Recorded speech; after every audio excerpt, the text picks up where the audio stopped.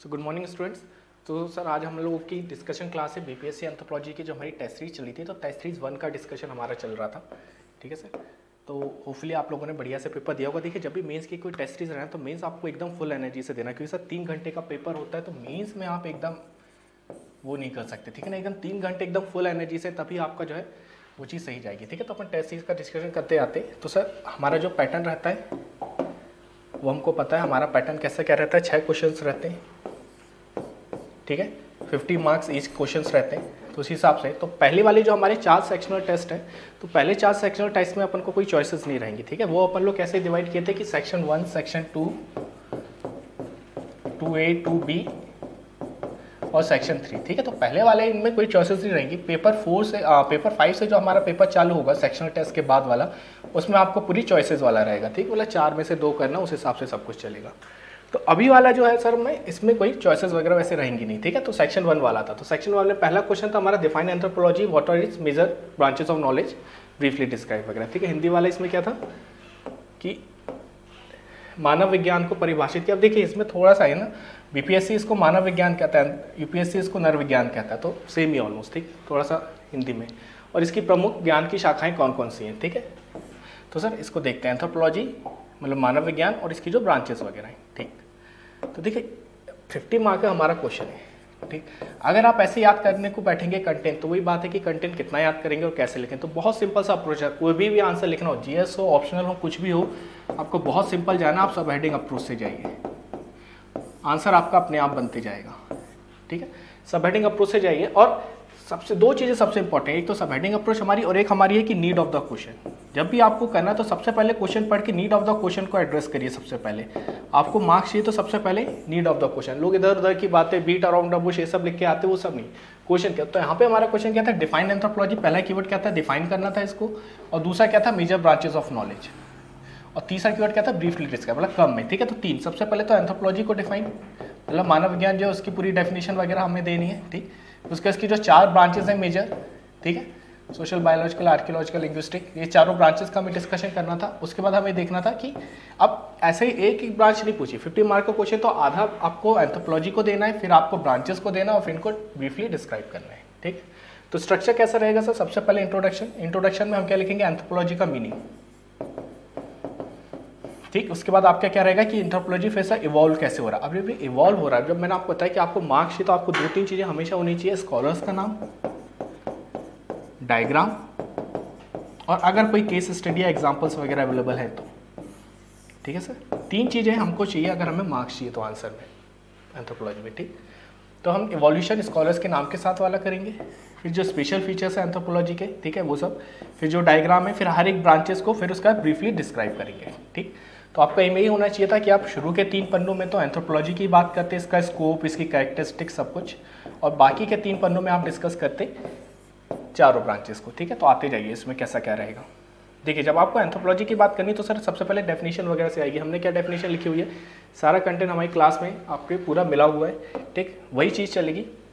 तो डेफिनेशन वगैरह क्या रहेगी, जो हम बोलते हैं कि एंथ्रोपोलॉजी तो होलिस्टिक स्टडी ऑफ मैनकाइंड। ठीक, तो वही होलिस्टिक स्टडी ऑफ मैनकाइंड वगैरह है सर।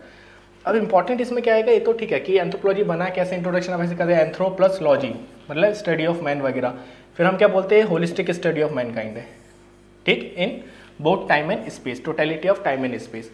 फिर बात कहाँ पे आती है कि सर अब इसमें जो आप बोले स्कॉलर्स के नाम, तो ये वाला जो है sir evolution of anthropology scholars name, तो हुआ कैसे था, फटाफट देखते हैं। तो सबसे पहले हर्ट्ज़कोविच थे। हर्ट्ज़कोविच ने क्या बोला था, anthropology is study of man and his work. ठीक, फिर इसके बाद कौन है, क्लर्कहॉर्न है। क्लर्कहॉर्न ने एंथ्रोपोलॉजी को अलग से डिफाइन किया। उन्होंने क्या बोला, anthropology is mirror of man. Mirror of man मतलब वो बोले कि आदमी का आईना है, जो आदमी है वो पूरा हमें समझ में आता, मतलब आदमी की पूरी स्टडी है। फिर कैटलिन हो गई, इन्होंने क्या बोला कि anthropology is the child of imperialism. Imperialism क्या बोला था, आपको बताया था कि कॉलोनियलिज्म जब हुआ था, जब ब्रिटिशर्स वगैरह आए थे, जब इनको चाहिए था कि हमारे यहाँ कल्चर कैसा है, राज करने के लिए आपको पता तो होना चाहिए कि आप किन लोगों पे राज करने वाले, वो लोगों का कल्चर वगैरह क्या है, तो वहाँ से इंपीरियलिज्म।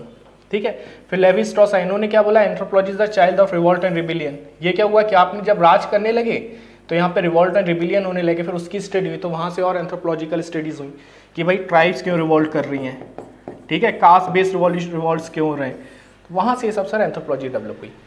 फिर फर्दर आया कि भाई anthropology is the child of enlightenment. फिर आप इसमें क्या आना चाहिए, anthropology is the science of service of Mankind.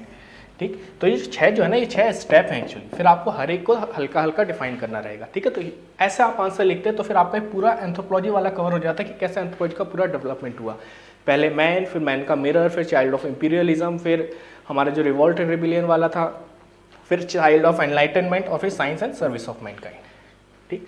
तो जो भी आपका ये वाला हमारा जो पीडीएफ है, पीडीएफ में सारी जो इमेजेस हैं, मेरे नोट्स और बुक्स के नोट्स हर जगह से इमेजेस फॉर्म में करके ये आपको पीडीएफ पूरा मिल जाएगा। इसमें सारे वही आंसर लिखे हुए हैं, ठीक है। बस यहाँ पे मेन क्या था कि सर स्कॉलर्स के जो नाम है, ठीक, हर्ट्ज़कोविट्ज़, क्लर्कहॉर्न, लेवी स्ट्रॉस, ये सब, तो आपको स्कॉलर्स के नाम हर जगह आपको चाहिए, ठीक है। तो वही हो गया anthropology is the study of man in totality of time and place, ये वाला, ठीक है, सारा वही था। फिर इसके बाद आएगा सर ये जब हम सारी बात कर लेंगे, बस एक चीज़ और इसमें इंपॉर्टेंट आती है कि जो सर्विस ऑफ मैनकाइंड वाला है, इस पर आपको थोड़ा सा स्ट्रेस करना रहेगा, ठीक। सर्विस ऑफ मैनकाइंड या सर्विस ऑफ मैनी, तो अभी तक तो एंथ्रोपोलॉजी जो चल रहा था, अब वो क्या बोले भाई ये एक ऐसा सब्जेक्ट है जो कि होलिस्टिक सब्जेक्ट हो गया है और मैनकाइंड के लिए नेसेसरी हो गया है, ठीक है। हमारी सारी प्रॉब्लम, ये बोले कि सारी प्रॉब्लम हमारी डिसीजेज वाला पार्ट फिजिकल एंथ्रोपोलॉजी में आ जाता है, हमारा पास कैसा था आर्कियोलॉजिकल एंथ्रोपोलॉजी में आ जाता है, ठीक है। फिर हमारे रिवॉल्ट, रिवॉल्यूशन, ये सब कास्ट बेस्ड रिबेलियन, ये सब क्यों हो रहे हैं, हमारा सोशल कल्चरल सोशल एंथ्रोपोलॉजी में आ जाता है, तो ये सब चीज़ें, ठीक। तो ये सब आप लिखते हैं तो यहाँ से तक आपका पूरा एंथ्रो वाला पार्ट खत्म होता, ठीक है। फिर आपका आता है कि सर अब ब्रांचेस क्या है, तो हम बताए थे सबसे पहले, फिर आपको क्या लिख रहा था ब्रांचेस, तो आप सिंपल से लिखते कि हाँ भाई फ्रेंच बोआज ने 4 पेज डिवीजन दिया था, किसने दिया था सर, फ्रेंच बोआज। अब एक और नाम आपका यहाँ पे आ गया सर, स्कॉलर का नाम बहुत जरूरी है, आप थ्योरी पूरी लिख के आइए, मार्क्स आपको तभी मिलेंगे 3-4 चीज़ें, scholar, diagram, case studies, examples, ठीक है, ये दोनों सेम है, कुछ भी दे सकते हैं। तो हमने याद भी कैसे किया था, सबल, ऐसे याद कर सकते, सबल स्कीम भी आई थी ऐसी। तो socio cultural, biological, physical, archaeological और लिंग्विस्टिक एंथ्रोपोलॉजी, तो ये हो गई हमारी 4 ब्रांचेज। आप इस ऐसा डायग्राम बना दिए, आप सर्कल बना दिए, जैसा भी चाहे बना सकते हैं, ठीक। फिर सर इनके भी थोड़े से सब पार्ट, इतना याद नहीं करना, जितनी आपको इमेज दे दी इतना पूरा याद नहीं करना है, 2-3 इसमें से याद करने। फिजिकल में आप क्या पढ़ें, अगर आप सिर्फ सिलेबस ही याद रखेंगे तो आप पूरा लिख सकते थे इसमें।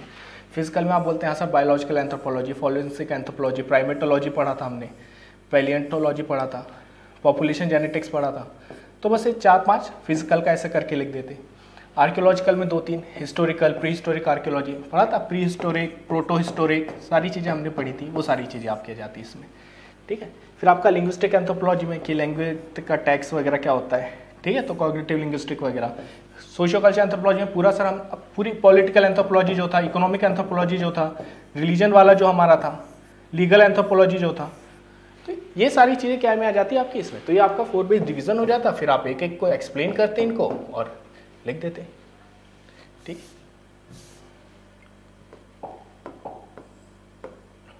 फिर आप इन चारों को थोड़ा थोड़ा डिटेल में डिस्कस कर देते, फिजिकल एंथ्रोपोलॉजी,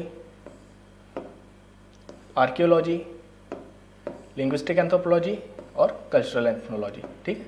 तो यहाँ से आपका ये एंथ्रोपोलॉजी वाला पूरा कि मानव विज्ञान क्या है और इसका ये कैसे होना था, ठीक है। वापस से एक बार आप स्ट्रक्चर फटाक से देखें, इसका स्ट्रक्चर इंपॉर्टेंट है, ठीक है, हर बार की तरह वही कि मीनिंग, इंट्रोडक्शन, इवोल्यूशन कैसे हुआ था, इवोल्यूशन हमने देखा था, स्कॉलर्स के नाम सारे, हर्ट्ज़कोविट्ज़, क्लर्कहॉर्न, लेवी स्ट्रॉस, कैटलिंगॉग, सब ने क्या क्या बोला, उस हिसाब से आंसर का स्ट्रक्चर अपने आप बनते आता। आप एक एक पैराग्राफ एक एक स्कॉलर के नाम से चालू करते, आपका आंसर अपने आप बनते आता। फिर 1-2 स्पेशल फीचर्स वाली आप बात कर देते कि भाई एंथ्रोपोलॉजी में स्पेशल फीचर क्या है कि इंटीग्रेट ऑल द एस्पेक्ट्स, और दूसरा क्या था, study of man at all level of culture. Integrate all the aspects वाला बताया था कि भाई ये सोशल, पॉलिटिकल, इकोनॉमिकल, मतलब सबकी स्टडी कर लेता है। इकोनॉमी अकेला इकोनॉमिक्स की स्टडी करता है, पॉलिटिकल साइंस अकेला पॉलिटिक्स की स्टडी करता है, ठीक है। लेकिन एंथ्रोपोलॉजी में तो हम सभी की स्टडी करते हैं। पॉलिटिकल एंथ्रोपोलॉजी हमारा पॉलिटिकल एक्सपेक्ट्स की स्टडी करता है, इकोनॉमिक एंथ्रोपोलॉजी हमारे इकोनॉमिक एक्सपेक्ट्स की स्टडी करता है, सोशियो कल्चरल एंथ्रोपोलॉजी हमारी society, cultural organisation, social group सबकी स्टडी करता है, ठीक। तो वही चीज़। और मैंने टॉल लेवल ऑफ कल्चर से क्या बोल रहा है कि भाई ये सिंपल सोसाइटी भी स्टडी करता है, ये पास्ट सोसाइटी भी स्टडी करता है, ये मॉडर्न सोसाइटी भी स्टडी करता है, ये ट्राइब एंड विलेज स्टडी भी करता है ना, हमारे टॉपिक ये tribe and village study, rural study भी करता है। तो ये बोल रहा है कि हर लेवल ऑफ कल्चर सबकी स्टडी, ठीक है। तो ऐसे करके फिर वो 4 वाला डायग्राम फ्रेंच बोआज के नाम के साथ social, biological, archaeological, linguistic branches, और फिर हर एक ब्रांचेस का डिस्कशन, फिर इसका कंक्लूजन कि anthropology now serve as a subject of service of mankind, उसको थोड़ा सा एक्सप्लेन करके आप कंक्लूजन लिख देते हैं, ठीक। अब ये हो गया। आपसे दूसरे क्वेश्चन पे जाइए। दूसरा क्वेश्चन क्या था हमारा, field work and field work tradition. ठीक, अब इसमें क्या थी सर, कीवर्ड्स। ठीक है, सबसे पहले क्या, उसको ध्यान रखिए, field work and field work tradition. फिर उसका क्या था, evolution and importance of field work.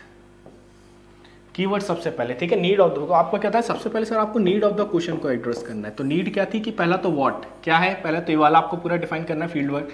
मतलब इसमें आपको पूरी फील्ड वर्क की डेफिनेशन, फील्ड वर्क की कैरेक्टरिस्टिक, फील्ड वर्क का इंपॉर्टेंस, फील्ड वर्क का इवोल्यूशन कैसे हुआ, पहला फील्ड वर्क किसने किया था, सारी चीज़ें आपको पता होनी चाहिए। ठीक, फिर उसके बाद आपसे क्या क्या पूछा, आपसे स्ट्रेस दो चीज़ों पे देने को बोला, इवोल्यूशन पे, और फिर आपसे पूछा भाई इंपॉर्टेंस पे। तो आपको फिर इन दो चीज़ों पे स्ट्रेस देना चाहिए था। ठीक, आपका आंसर अपने आप बनते जाता। अब देखेंगे सर इसका आंसर कैसे बनेगा अपने आप। ठीक, देखते हैं। फील्ड वर्क ट्रेडिशन मतलब ये था हमारा क्षेत्रगत कार्य तथा क्षेत्रगत कार्य की परंपराएं क्या है। ठीक है, तो कार्य और परंपराएं प्लस कोई मेथोडोलॉजी वगैरह होती, सारा देखेंगे कैसे सब हेडिंग से आंसर बनता जाएगा। ठीक, और फिर वही था कि क्षेत्रगत कार्य की जो महत्वपूर्णता थी इसके विकास पे, विकास और महत्वपूर्णता मतलब वो इम्पोर्टेंस और इवोल्यूशन कैसे हुआ था। ठीक है, इन दोनों पे हमको एक्सप्लेन करना है सारा चीज। ठीक, आ जाइए आप।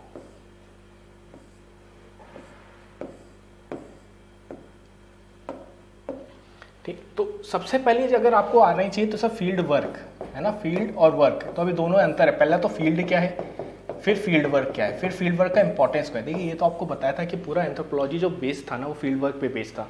एंथ्रोपोलॉजी में ऐसा क्या हुआ था कि फील्ड वर्क पे बेस था सर, पहले लोग चेयर पे बैठ के स्टडी कर रहे थे तो इनको क्या बोला गया, आर्म चेयर एंथ्रोपोलॉजिस्ट। ठीक है, हर एक सब्जेक्ट का एक्चुअली डेवलपमेंट ऐसे ही होता है। ठीक है, पहले क्या होता था कि दूसरे जो ट्रेडर्स वगैरह थे, ब्रिटिशर्स थे, कोई ट्रेड करने आया इंडिया तो उसका अकाउंट देखा, अच्छा उसने ये देखा तो उसके पूछ के एक बुक लिख डाली, तो वो बोले कि वो एक वहाँ पे ऐसा कल्चर है, तो एक ट्रेडर्स और ट्रेवलर्स के अकाउंट से होने लगी। फिर उसके बाद एक आया सर आर्म चेयर एंथ्रोपोलॉजिस्ट, ये लोग सेकेंडरी सोर्सेज इंफॉर्मेशन से करने लगे। फिर एक नए और लोग आए, वो बोले कि ना भाई हम तो फील्ड में जाके स्टडी करेंगे। फील्ड मतलब क्षेत्र, जहाँ पे कि मतलब किसी का भी फील्ड क्या होता है, जैसे कोई गैम्बा बोलते हैं, जैसे इंडस्ट्री वाला फील्ड क्या होता है, उसका जो इंडस्ट्रियल यूनिट होता है वो उसका फील्ड हो गया। वैसे एंथ्रोपोलॉजिकल का फील्ड क्या होगा, कम्युनिटी, क्योंकि एंथ्रोपोलॉजिस्ट किसको स्टडी करते हैं सर, सिंपल सोसाइटी, तो सिंपल सोसाइटी तो ट्राइब्स। ठीक है, तो आपको फील्ड वर्क का अगर यही समझ में आ गया तो डेफिनेशन याद करने की जरूरत ही नहीं, अपने आप निकलेगा कि फील्ड क्या है। फील्ड है भाई वो कम्युनिटी ऑफ ह्यूमन बीइंग जो कि स्टडी हो रही है। तो एंथ्रोपोलॉजिस्ट का फील्ड क्या है, वो क्या करेगा सर, छोटे छोटे आइलैंड्स में जाएगा, उस आइलैंड्स में कहीं कहीं छोटी छोटी ट्राइब्स होंगी, उनकी स्टडी करेगा।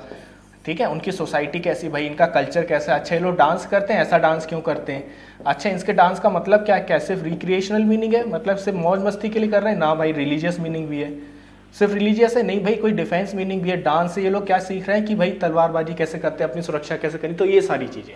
ठीक, तो ये फील्ड वर्क है। तो ये आपको पूरा अच्छे से एक्सप्लेन करते हैं कि फील्ड क्या है, फिर फील्ड वर्क क्या है। तो फील्ड कम्युनिटी ऑफ बीइंग, और फील्ड वर्क क्या है सर, तो ये इंपॉर्टेंट है, first hand study of people in their natural habitat. ठीक है, तो first hand study of people in their natural habitat is field work. ठीक, तो उनके नेचुरल हैबिटेट में अब आप उनके घर में जाके उनकी स्टडी कर रहे हैं। ठीक है, तो वो चीज़ इंपॉर्टेंट है। ठीक, तो वो हो गया हमारा फील्ड वर्क। ठीक है सर, अब यहाँ से आता है कि भाई फील्ड वर्क इंपॉर्टेंट क्यों है। ठीक, तो पहले आप डेफिनेशन दे देंगे। ठीक, डेफिनेशन के बाद फिर आपका आएगा सर इंट्रो हो गया आपका, फील्ड क्या है, फील्ड वर्क क्या है, फिर आपकी डेफिनेशन हो गई। ठीक,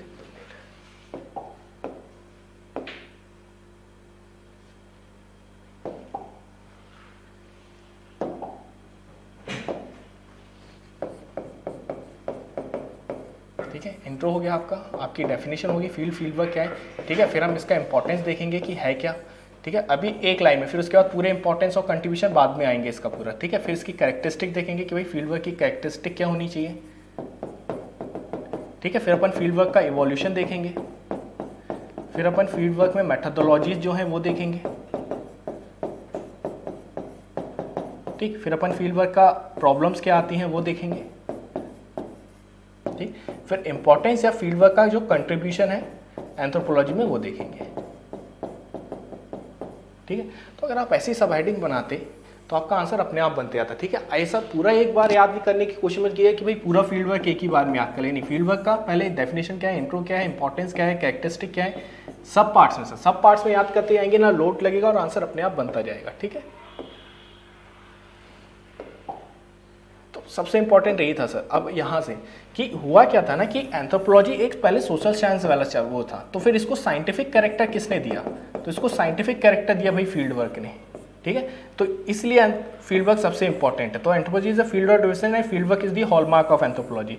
ये लाइन आप इंट्रोडक्शन में यूज कर सकते हैं, ये लाइन आप कंक्लूजन में यूज कर सकते हैं, ठीक है। हॉलमार्क ऑफ एंथ्रोपोलॉजी, क्यों? क्योंकि एंथ्रोपोलॉजी एक फील्ड डिसिप्लिन है, ठीक। तो ये सबसे पहले आपको समझ आना चाहिए कि फील्ड वर्क है। अगर आपने क्वेश्चन की स्टार्टिंग अच्छे से की तो एग्जामिनर को समझेगा हाँ भाई इसको कंसेप्चुअल नॉलेज पूरा है, ठीक है। तो यहाँ से आपका फील्ड वर्क वाला पॉइंट पूरा खत्म होता, ठीक। फिर इसके बाद आता है कि भाई इवोल्यूशन ऑफ फील्ड वर्क कैसे क्या हुआ था, ठीक। तो sir evolution of field work में आपको क्या आता है कि हाँ जी, फिर आपका यहाँ पे आता है कि इवोल्यूशन ऑफ फील्ड वर्क कैसे क्या हुआ था, ठीक है। फिर आपको इवोल्यूशन वाले पे पूरे पे जाना था। तो इवोल्यूशन वाले पे आप कैसे आते हैं? सबसे पहले आप एल.एच. मॉर्गन की बात करते हैं कि भाई पहला फील्ड वर्क किसने किया था। आपको बताया था कि एल.एच. मॉर्गन थे, क्या थे? लॉयर थे। तो इरोक्वाइश इंडियंस की स्टडी कर रहे थे, कहाँ पे? यूएसए में, ठीक है। नॉर्थ अमेरिका में कर रहे थे, नॉर्थ वेस्ट अमेरिका में। तो वहाँ पे क्वेश्चनरी इंटरव्यू और जीनियोलॉजिकल मेथड, इससे इन्होंने पहला फील्ड वर्क किया था, ठीक। फिर इवोल्यूशन स्टेप कैसे हुई थी ये बात आपको बताया था। पहले 18th सेंचुरी में बात कर रहे थे हम सर। 18th सेंचुरी जो भी आपको बताया था, ट्रेवलर्स और ट्रेडर्स के अकाउंट जो थे उनके बेसिस पे सारा काम चल रहा था। फिर आप बोलते कि मिड 19th सेंचुरी में जो था, यहाँ पे कौन आए थे? हमारे क्लासिकल इवोल्यूशनिस्ट। पूरा अपन डिस्कस किए थे। क्लासिकल इवोल्यूशनिस्ट कौन थे? टाइलर। अब यहाँ पे आपको नाम लिखना था सर, E.B. टाइलर, पूरा नाम लिखिएगा इसका। बुक भी लिख सकते हैं इसकी, प्रिमिटिव कल्चर, ठीक है। फिर आप यहाँ पे और लॉन्ग काम क्या लिख सकते थे? फ्रेजर का नाम लिख सकते थे, ठीक। और मॉर्गन का भी लिख देते, लेकिन मॉर्गन ने खैर पहला फील्ड वर्क किया था, ठीक। तो ये लोग जो थे, ये लोग क्या थे? Classical evolution mid 19th century. तो 18th सेंचुरी हो गया, फिर मिड 19th सेंचुरी हो गया। तो यहाँ पे क्या दिक्कत थी सर मिड 19th सेंचुरी में कि ये लोग सिर्फ आर्म चेयर एंथ्रोपोलॉजिस्ट थे। आर्म चेयर मतलब समझ रहे हैं कि चेयर पे ऐसे हाथ रख के बैठे हुए हैं, सारा काम वैसे ही कर रहे हैं, तो वो इसको बोलते हैं आर्म चेयर एंथ्रोपोलॉजिस्ट। मतलब ये लोग फील्ड वर्क नहीं कर रहे थे, ठीक। फिर सर लेट 19th सेंचुरी जो थी, लेट 19th सेंचुरी में तीसरा जब इवोल्यूशन था, तब कहीं जाके फील्ड वर्क चालू हुआ, जब एक्सपेडिशंस चालू हुए। हम क्या बोल रहे हैं? जब एक्सपेडिशंस चालू हुए। तो अब बात आती है सर एक्सपेडिशंस क्या है? भाई ये वो एक्सपेडिशंस है इंडिविजुअल और कॉलेज के बेसिस पे। एक्सपेडिशन मतलब ये लोग कहीं कहीं आइलैंड में जाके स्टडी करने लगे, तो उसको एक्सपेडिशन बोला गया। इंडिविजुअल में आपको एग्जाम्पल लिखना था फ्रांस बोआस का, ठीक है। ये कहाँ पे गए थे? हमारा बैफिन आइलैंड जो था, बैफिन आइलैंड में गए थे। किसकी स्टडी करने सर? इन्यूइट्स की जो थी, लोकल इन्यूइट्स या एक्सकिमोस बोल सकते हो, INUITS, इन्यूइट्स या एक्सकिमोस की स्टडी करने, ठीक। फिर कॉलेज वाले में आप किसका नाम लिखते? तो आप लिखते सर टॉरेस स्ट्रेट एक्सपेडिशन। तो पूरे एक कॉलेज की टीम गई थी टॉरेस स्ट्रेट एक्सपेडिशन में, ठीक है। इसमें आप किस किस का नाम लिखते हैं, कौन कौन गया था? तो सबसे पहले से इसे हेडन ने वो किया था, और हेडन, रिवर्स, ये लोग गए थे, ठीक है। यहाँ से मेन क्या हुआ था? जीनियोलॉजिकल अप्रोच जो थी वो यूज़ की थी, ठीक। तो आप लेट 19th सेंचुरी देखिए, आप सारे स्कॉलर्स के नाम आते जा रहे हैं। यहाँ पे हमारा टाइलर, फ्रेजर, मॉर्गन 3 आ गए। यहाँ पे आपका फ्रांस बोआस का नाम आ गया, और आपका हेडन और रिवर्स का नाम आ गया, ठीक है। इन लोगों ने टॉरेस स्ट्रेट। तो ऐसे करके आप करते तो आपका ही पूरा होते जाता, ठीक। फिर हमारा क्या होगा कि 20th सेंचुरी में फिर क्या हुआ?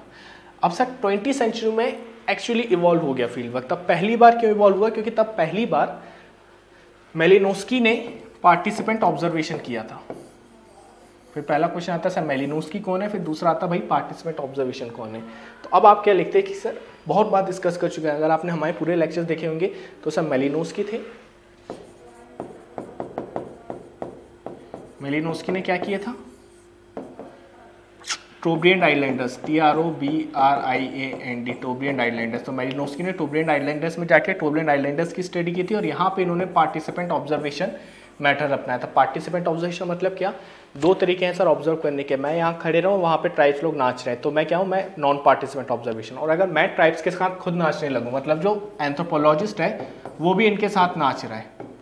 क्यों? क्योंकि वो बोल रहा है कि अच्छा भाई एथिक और एमिक पर्सपेक्टिव जो बोलते हैं वो मेरे को पता करना चाहिए, ठीक है। तो वाली चीज थी,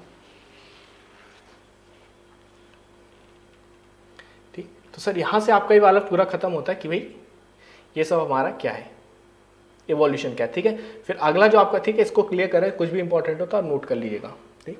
फिर इसके बाद नेक्स्ट हमारा आता है मॉडर्न, ठीक।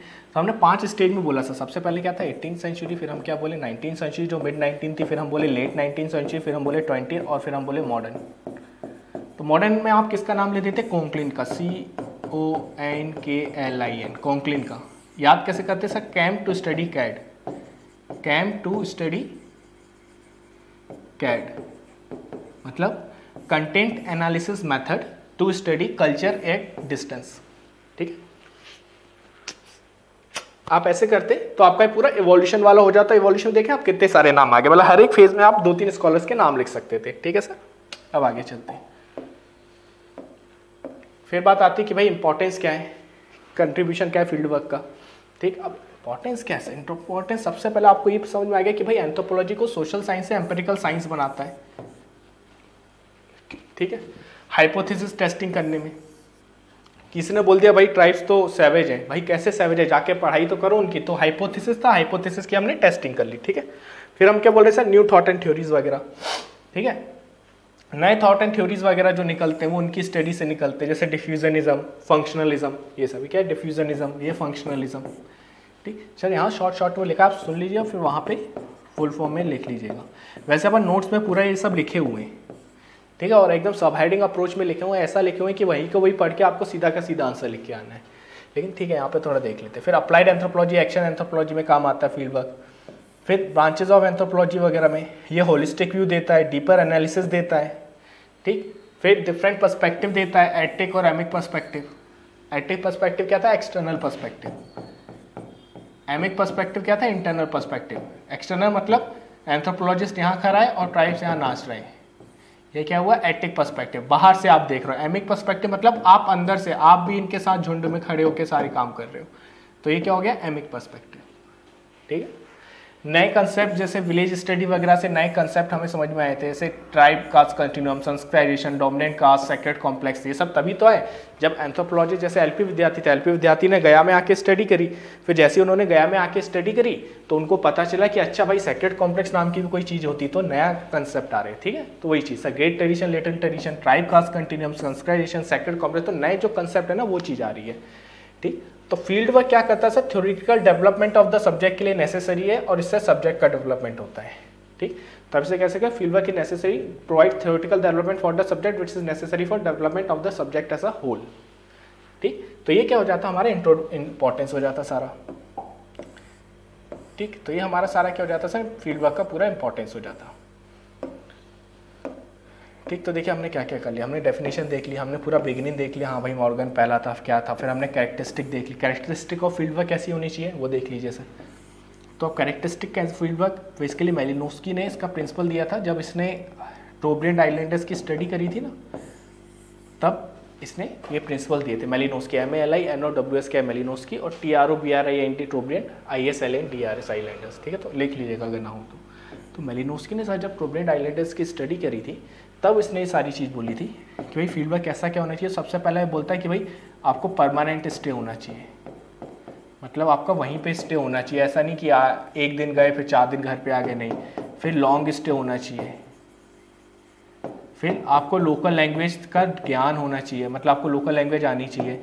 फिर वो क्या बोलता है कि गुड रैपर्ट होनी चाहिए, मतलब एकदम ट्रस्टवर्दी होना चाहिए, ऐसे नहीं कि उनसे लड़ रहे हो, ऐसा नहीं। ठीक है ना, एकदम गुड रैपर्ट की, ऐसा कि वो लोग आप पे एकदम बिलीव कर रहे हैं। सबसे इंपॉर्टेंट चीज़ वो क्या बोलता है भाई, पार्टिसिपेंट ऑब्जर्वेशन होना चाहिए। सबसे इंपॉर्टेंट चीज़ कि आपको उसमें इंक्लूड होना पड़ेगा सारी चीज़ों में। ठीक है, तो ये सारी कैरेक्टरिस्टिक ऑफ फील्ड वर्क है कि फील्ड वर्क कैसा होना चाहिए। एवोल्यूशन हम देख लिए, अब हम देखेंगे अप्रोच क्या है, फिर इसकी डिफरेंट मेथोडोलॉजीज क्या है, इंपॉर्टेंस हम देख लिए, फिर प्रॉब्लम्स देखेंगे। ठीक, देखिए सब हेडिंग के हिसाब से चलिए, आंसर अपने आप बनता जाएगा। ठीक, तो यहाँ पे जो हम बात कर रहे थे बिगिनिंग ऑफ फील्ड वर्क, तो बिगिनिंग ऑफ फील्ड वर्क ये सब पहले आर्मचेयर एंथ्रोपोलॉजिस्ट थे, लेकिन पहला फील्ड वर्क 19वीं सेंचुरी में किसने किया था, मॉर्गन ने किया था। ठीक, genealogical techniques to study kinship, ये इसका पहला फील्ड वर्क था। ठीक, फिर आप ये सब लिख सकते हैं, फ्रेंच बोआस थे, इन्होंने सिस्टमेटिक फील्ड वर्क चालू किया था। ये जो आपको बताया था travelling among Eskimo Baffin Island survey जो हुआ था, एस्किमोज या इन्यूट्स की स्टडी के लिए, वहाँ से चालू किया था। फिर आपको बताया था टॉरेस स्ट्रेट एक्सपेडिशन हुआ था। ठीक, यहाँ से फील्ड वर्क चालू हुआ था। तो ये सारे नाम आते रहेंगे। ठीक है, फिर importance of field work in anthropology क्या था, हमने सारा वो वाला इंपॉर्टेंस देख ली, सारे पॉइंट्स में तो उसी की पूरी थ्योरी लिखी हुई है। ठीक है, चाहे तो इसको देख लीजिएगा, PDF में आपको ये सब मिल जाएगा। ठीक, फिर entry into community necessities, good report, ऐसा इंपॉर्टेंस ही चल रहा है पूरा, ठीक है।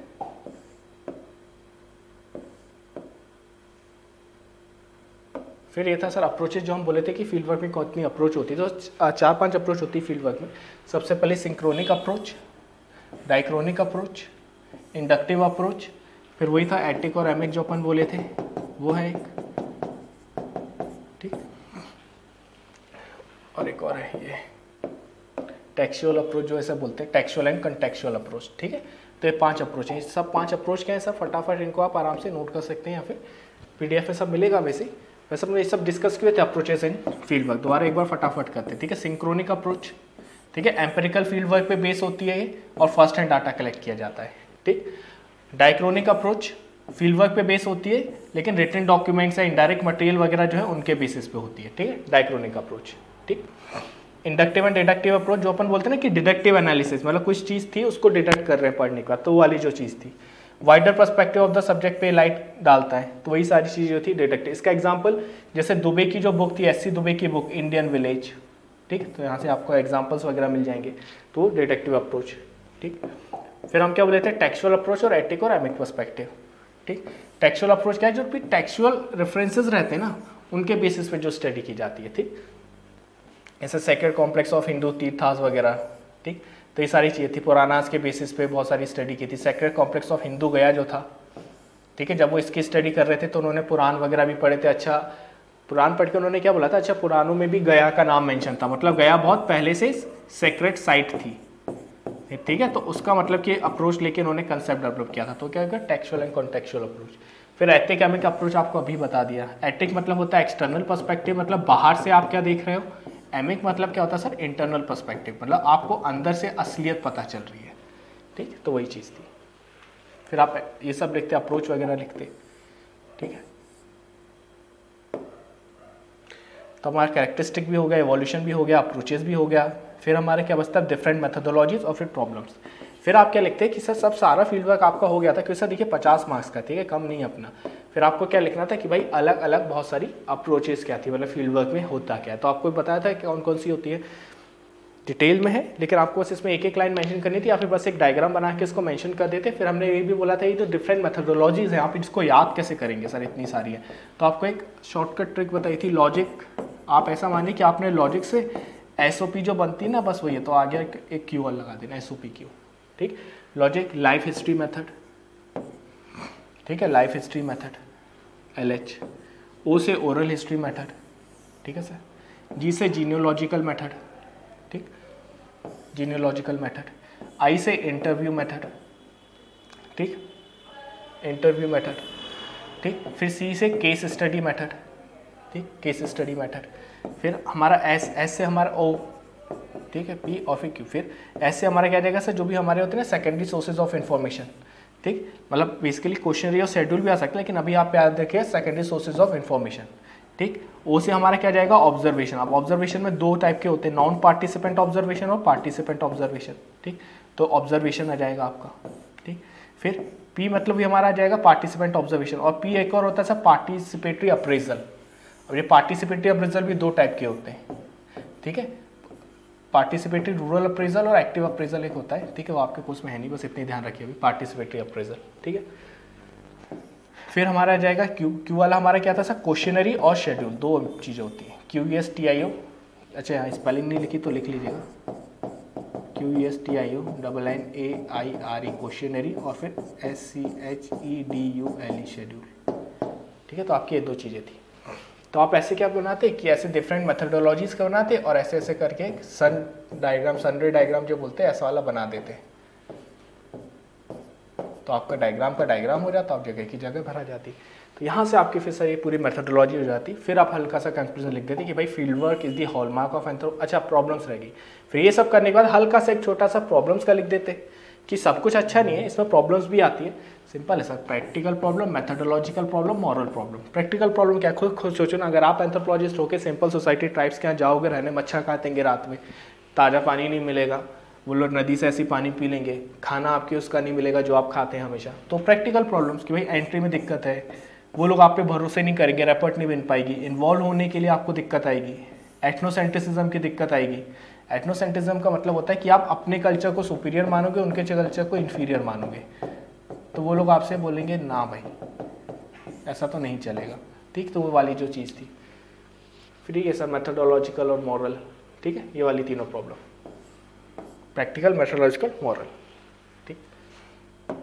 फिर इसके बाद आप कंक्लूजन दे देते हैं हल्का सा कि हाँ भाई फील्ड वर्क इन एंथ्रोपोलॉजी जो है वो हॉलमार्क है एंथ्रोपोलॉजी का, उससे हमारा पूरा सब्जेक्ट डिफाइन होता है, ठीक है सर। तो आपका डेफिनेशन, फिर बिगिनिंग, कैरेक्टरिस्टिक्स वगैरह, evolution, approaches, different methodology, importance, problem, conclusion, ये सब हो जाता।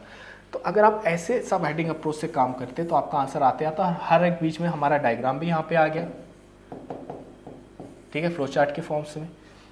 हमारे बहुत सारे स्कॉलर्स के नाम भी आ गए, इवोल्यूशन में हमने सारे स्कॉलर्स के नाम बोल दिए थे हर एक स्टेज में इवोल्यूशन। तो ये वाला सबसे इंपॉर्टेंट था सर कि इवोल्यूशन ये जो 5 फेज़ है, हमने नोट्स में बहुत ब्रीफली इनको डिस्कस किया था, अच्छे डिटेल में डिस्कस किया था हर एक फेज़ को। यहाँ पे बस हमने शॉर्टकट वाला ही बताया कि हाँ ये 5 फेज़ थे।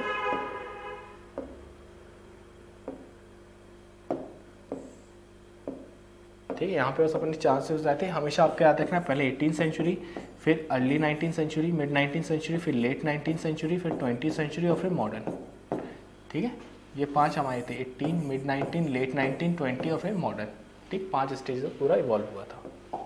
सर अब क्वेश्चन नंबर 3 देखते हैं जो हमारा था।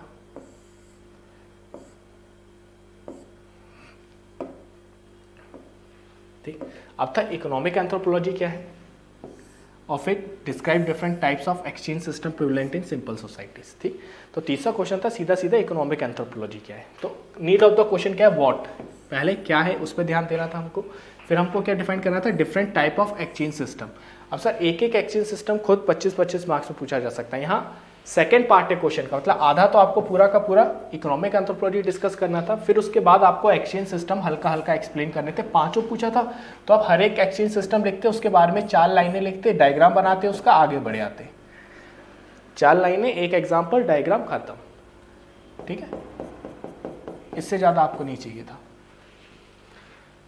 हिंदी में देख लेते सर ये क्या था, आर्थिक मानव विज्ञान क्या है, ठीक। इकोनॉमिक मतलब आर्थिक, तो वही था सर कि आर्थिक मानव विज्ञान क्या है। फिर सिंपल सोसाइटी मतलब सरल समाज में प्रचलित विभिन्न प्रकार की विनिमय प्रणाली, मतलब वो जो है ना different types of distribution system जो है, इकोनॉमिक डिस्ट्रीब्यूशन, इकोनॉमिक एक्सचेंज जिसे बोलते हैं। तो विनिमय प्रणाली जो एक्सचेंज है अलग अलग टाइप के, कि कैसे चीज़ों का आदान प्रदान होता है, एक्सचेंज होता है, उस चीज़ को पूछ रहे थे, ठीक है। तो उसको संक्षेप में वर्णन करना था। तो 5 है, उन 5 का हम डिस्क्राइब करते हैं, ठीक है। आ जाइए वही सर हर बार की तरह सब हेडिंग से चलिए, नीड को एड्रेस करिए, 2 चीज़ें याद रखिए बस हमेशा, नीड को एड्रेस करना था क्वेश्चन की, और फिर सब हेडिंग को अप्रोच करना था। ये दोनों को करते जा रहे आपका आंसर एकदम बनता जाता है, ठीक है। फिर वही था sir, what is economic anthropology, briefly describe the different types of exchange system prevalent in simple societies, ठीक। तो सबसे पहले इंट्रोडक्शन, तो इंट्रोडक्शन में हमें क्या लिखना था कि भाई इकोनॉमिक एंथ्रोपोलॉजी क्या है, ठीक है। तो पहले हल्के से जल्दी से समझने के लिए भाई इकोनॉमिक एंथ्रोपोलॉजी क्या है, हमें पता है सर इकोनॉमिक एंथ्रोपोलॉजी क्या है। तो हम लोग क्या बोलते हैं कि इकोनॉमी जो है, ठीक है, आपने इकोनॉमिक्स तो बोला, तो इकोनॉमिक्स 3 प्रिंसिपल पे बेस है सर।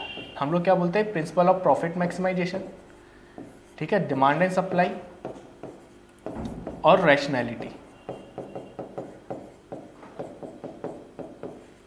ठीक, प्रॉफिट मैक्सिमाइजेशन है। लेकिन सिंपल सोसाइटी जो होती है ना सर, ट्राइबल सोसाइटी जो हम बोलते हैं, ट्राइबल सोसाइटी का मतलब हम क्या बोल रहे हैं, जो सिंपल सोसाइटी है, ट्राइबल सोसाइटी है, इन सब में क्या दिक्कत आती है ना कि भाई इन सब में होती ही नहीं है, ठीक। इन सब में ये वाले प्रिंसिपल अप्लाई नहीं होते। क्यों नहीं होते, वो बोलते भाई ट्राइब के लिए पैसा मैटर ही नहीं करता, तो उसके लिए प्रॉफिट ही मैटर नहीं करता। वो तो बोलता है कि भाई किनशिप मैटर करती है, मतलब भाई भतीजावाद, मेरे रिलेशन लोगों से अच्छे रहे, पैसा मैटर नहीं करता। डिमांड एंड सप्लाई यहाँ पे मैटर ही नहीं करती, ऐसा नहीं कि डिमांड कम है तो पैसे ज़्यादा, पैसे कम, ऐसा मैटर ही नहीं करता। तीसरी चीज़ रैशनैलिटी मैटर ही नहीं करती। एग्जाम्पल कूला, पोर्टलैश, पोर्टलैश सिस्टम में क्या होता है, वो लोग सारा सामान अपना जला देते, जितनी बड़ी आग उतना ज़्यादा चीफ का स्टेटस, तो मतलब खुद की वेल्थ जला ला रहे हैं। अब आज की सोसाइटी में देखिए कोई अपने खुद के सामान में आग क्यों लगाएगा, ठीक है। तो वो चीज़ें थी। तो यहाँ से सर इकोनॉमिक एंथ्रोपोलॉजी पूरा चालू होता है। तो आपको ये सब अच्छे से एक्सप्लेन करना था कि भाई इकोनॉमिक एंथ्रोपोलॉजी क्या है। फिर स्कॉलर का नाम हमेशा यहाँ पे आना चाहिए था कि भाई इकोनॉमिक एंथ्रोपोलॉजी एक्सप्लेन किसने किया था। फिर आप इसका डायग्राम बना देते 1-2 डेफिनेशन के नीचे कि ये सोशियो कल्चरल मैट्रिक्स है, ठीक है। तो ये क्या बोलता है, इकोनॉमिक एंथ्रोपोलॉजी क्या बोलता है कि भाई ट्राइबल की सोशियो कल्चरल मैट्रिक्स में इकोनॉमी एम्बेडेड है, ठीक है। तो इसका क्या है, socio cultural matrix, MATRIX matrix. तो ट्राइबल की सोशियो कल्चरल मैट्रिक्स में इकोनॉमी एम्बेडेड है, तो वो इसका क्या हो जाता है, इकोनॉमिक एंथ्रोपोलॉजी हो जाता है। फिर मीनिंग क्या आता है कि सर कैसे ये डिफरेंट है मॉडर्न सोसाइटी से, फिर वो सारा डिस्कस करते हैं। फिर इसका स्कोप क्या है, कंट्रीब्यूशन क्या है, रेलिवेंस, कंक्लूजन, ठीक। ऐसा करते जाते हैं, आंसर बनते जाता है और बीच में सारे डायग्राम और एग्जाम्पल्स भी आते जाते हैं, ठीक। अब चलिए इसको करते हैं। तो सबसे पहले तो आप ये बता देते कि भाई इकोनॉमिक एंथ्रोपोलॉजी है क्या। सबसे पहले से इंट्रोड्यूस किसने किया था, तो वही इंट्रोड्यूस बाय मेलिनोस्की। अब मेलिनोस्की सर कहाँ गए होंगे, वही Trobriand islanders. Malinowski while studying Trobriand Islanders he introduced economic anthropology in his book Argonauts of Western Pacific, ARGONAUTS Argonauts of WESTER in Western PACI FIC Pacific, ठीक है sir. तो ये था सर आर्गोनॉट्स ऑफ वेस्टर्न पैसिफिक, ये important है, book important है sir. Malinowski, ट्रोब्लियन islander हर जगह आएगी। तो इन्होंने वहाँ कूला और वासी दो सिस्टम स्टडी किए थे, उस बेसिस पे इकोनॉमिक ऑर्गेनाइजेशन और economic anthropology as a subject चालू हो गया था, अलग से एज अ सब्जेक्ट, ठीक है। कि भाई मॉडर्न से अलग हमें एक ट्राइबल की स्टडी के लिए एक अलग से इकोनॉमिक एंथ्रोपोलॉजी बनाना पड़ेगा, ठीक। तो विद इन एंथ्रोपोलॉजी एक सब हेडिंग आ गई, तो ये हो गया सर। फिर इकोनॉमिक एंथ्रोपोलॉजी है क्या, तो वही सारी चीज़ कि एक क्रॉस कल्चरल कंपैरेटिव स्टडी है सिंपल सोसाइटी की। ये क्या है, study of all economic system of simple society, ठीक। ये किस पे फोकस करता है, कंटेम्प्रेरी की तो स्टडी करता है, लेकिन फोकस किस पे करता है, change in economic behaviour as a part of culture, कि सिंपल सोसाइटीज़ में इकोनॉमिक बिहेवियर कैसे चेंज हो रहा है, ठीक है। तो इकोनॉमिक एंथ्रोपोलॉजी हमें क्या समझ में आया, क्या क्या स्टडी है, सिंपल सोसाइटी की भी स्टडी है, मॉडर्न सोसाइटी की भी स्टडी है और चेंज की भी स्टडी है। तो आप आराम से डेफिनेशन लिखते सबसे पहले कि इकोनॉमिक एंथ्रोपोलॉजी इंट्रोड्यूस किसने किया, फिर ये डेफिनेशन वगैरह लिखते, ठीक, ये चलता हमारा। फिर और इसको हल्का सा एक्सप्लेन कर देते, जो आपको बताया था सोशियो कल्चर मैट्रिक्स में इकोनॉमी इंक्लूडेड है सिंपल सोसाइटी का। तो इकोनॉमिक एंथ्रोपोलॉजी क्या है, it is study of economic anthropology of man with in its socio culture context, ठीक। तो उसके सोशियो कल्चर कॉन्टेक्स्ट के अंदर ही कुछ इकोनॉमी इंक्लूडेड है। मतलब जैसे सर शादी कर रहा है तो मैरिज हो रही है तो फिर क्या, दहेज मतलब कि डाउरी, और ट्राइबल्स में क्या होता है, ब्राइड प्राइस वगैरह। तो ब्राइड प्राइस और डाउरी तो एक इकोनॉमिक एक्टिविटी होगी ना, तो क्योंकि यहाँ पैसे वैसे का लेन देन हो रहा, तो ये कैसे हो रही है, ये सोशियो कल्चर मैट्रिक्स के अंदर हो रही है, ठीक। तो वो चीज़ है, सोशियो कल्चरल एक्सपेक्ट के अंदर आपकी इकोनॉमी इफेक्ट हो रही है, तो वो चीज़ है, ठीक। फिर किसने क्या बोला था सर, फिर स्कॉलर्स के नाम जरूरी है यहाँ पे और एग्जाम्पल जरूरी हैं।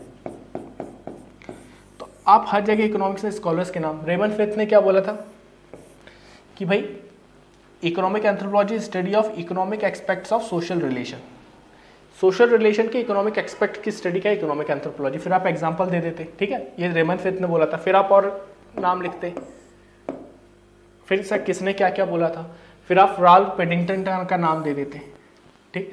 इन्होंने क्या बोला था कि wants organisation control distribution production distribution control के लिए जो है कम्युनिटी में, उस सब की जो स्टडी है वो इकोनॉमिक एंथ्रोपोलॉजी है। फिर वही रेमंड स्मिथ वाला अभी हमने देख लिया। फिर मजुमदार एंड मदन ने क्या बोला था, फिर उनकी बात आ जाती है कि ऑर्गेनाइजेशन ऑफ ह्यूमन रिलेशन का, ठीक है, उसकी इकोनॉमिक स्टडी है, ठीक। तो यहाँ से सर हमें 3-4 नाम मिल गया, हम रेमंड स्मिथ का नाम देते, पेडिंगटन का नाम देते, मजुमदार एंड मदन का नाम दे देते, तो हमारे स्कॉलर्स का नाम आते जाता है और हमारा इंट्रोडक्शन हो जाता है, हमारी डेफिनेशन बन जाती है, हमारा एक डायग्राम भी आ जाता है ये वाला। तो यहाँ तक कि हमारा एक पेज आराम से भरा जाता है कि इकोनॉमिक एंथ्रोपोलॉजी क्या है, ठीक है। फिर हम क्या बोलेंगे कि सर एग्जाम्पल्स, या पहले ये देख लीजिए, फिर क्या बोलते हैं कि सर मीनिंग कैसा है, कैसे एंथ्रोपोलॉजी मॉडर्न इकोनॉमी से अलग है और क्यों चाहिए। तो हम क्या बोले थे, वही बोले थे हम कि भाई मॉडर्न इकोनॉमी पार्ट स्टडी है, ठीक, लेकिन इकोनॉमिक एंथ्रोपोलॉजी होलिस्टिक स्टडी है, ठीक। ये क्या स्टडी करता है कि कैसे दूसरे इंस्टीट्यूशन ऑफ सोसाइटी जो वो इकोनॉमिक एक्टिविटी को अफेक्ट कर रहे हैं, जैसे मैरिज, फैमिली वगैरह, ये सब कैसे अफेक्ट कर रहे हैं, ठीक है, वो चीज़ है। फिर इकोनॉमिक सिस्टम और integrated parts of socio culture matrix सब देख लें, एक जनरलाइजेशन करने के लिए जरूरी है ताकि एक पूरे लॉज निकल जाएं। तो जनरलाइजेशन के बेसिस पे हम लॉ दे देते हैं, तो उन लॉ की जो स्टडी है ना सर, मतलब इकोनॉमिक बिहेवियर के लॉ की, आदमी किस स्थिति में कैसा बिहेव करता है, इकोनॉमिक कंडीशन में कैसा उसका बिहेवियर होगा, तो वो चीज़ सारा इससे आ जाता, ठीक। तो आप ये सब बताते, फिर आप 3-4 एग्जाम्पल दे देते, जैसे पोर्टलैश, POTLATCH, ये बहुत एग्जाम्पल है। पोर्टलैश कहाँ होता है सर, जो नॉर्थ अमेरिकन कावाकोटल इंडियंस हैं, KWAKIUTL, कावाकोटल इंडियंस, INDINS। तो कावाकोटल इंडियन सर एक इकोनॉमिक सिस्टम है, पोर्टलेज करके वो करते हैं। उसमें वो लोग क्या करते हैं, वेल्थ डिस्ट्रॉय, जो भी आपको बताया था, अपनी खुद की वेल्थ पे चीफ आग लगा देता है या अपनी खुद की वेल्थ दूसरों को डिस्ट्रीब्यूट कर देता है, ऐसे फ्री में दे देता है। क्यों? रेसिप्रोकल सिस्टम है कि मैं तुमको सामान दे रहा हूँ, इसके बदले में तुम मुझे अपना चीफ एक्सेप्ट करोगे। ठीक, तो ये बोल रहा है कि भाई ऐसा जो है कि आप अपनी वेल्थ डिस्ट्रॉय कर रहे हो लोगों को अपना स्टेटस बढ़ाने के लिए, तो मॉडर्न इकोनॉमी में तो नहीं समझ में आता है सिस्टम। क्यों? क्योंकि इसमें ना प्रॉफिट मैक्सिमाइजेशन हो रहा है, ना इसमें डिमांड एंड सप्लाई मीट हो रही है, ना इसका रैशनलाइजेशन है, मतलब तीनों प्रिंसिपल फेल हो रहे हैं। ठीक है, इसलिए फिर कोगी इंडियंस है। कोगी इंडियंस क्या बोलते हैं कि सर इनकी लैंड स्कैसिटी है, लैंड की कमी है, लेकिन फिर भी ये लोग हिल पे खेती नहीं करते। क्यों? इनका क्या कहना, भाई पहाड़ों पे हमारे एंसेस्टर की सोल बसती है, हमारे पूर्वजों की आत्मा बसती है, हमारे भगवान बसते हैं, वो सारी चीज़ें। तो जो तीन प्रिंसिपल है ना sir, demand and supply, profit maximisation, rationality, ये तीनों फुलफिल नहीं होते। फिर आप इसमें एक और एग्जांपल दे देते,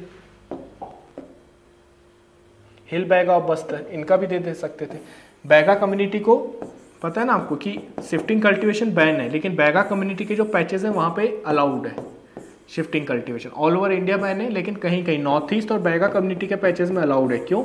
बैगा कम्युनिटी क्या मानती है कि भाई अगर हमने प्लगिंग की, मतलब हमने हल से अगर खेत जोता तो मदर अर्थ को पेन होगा, तो उस चक्कर में ये लोग नहीं करते प्लगिंग वगैरह।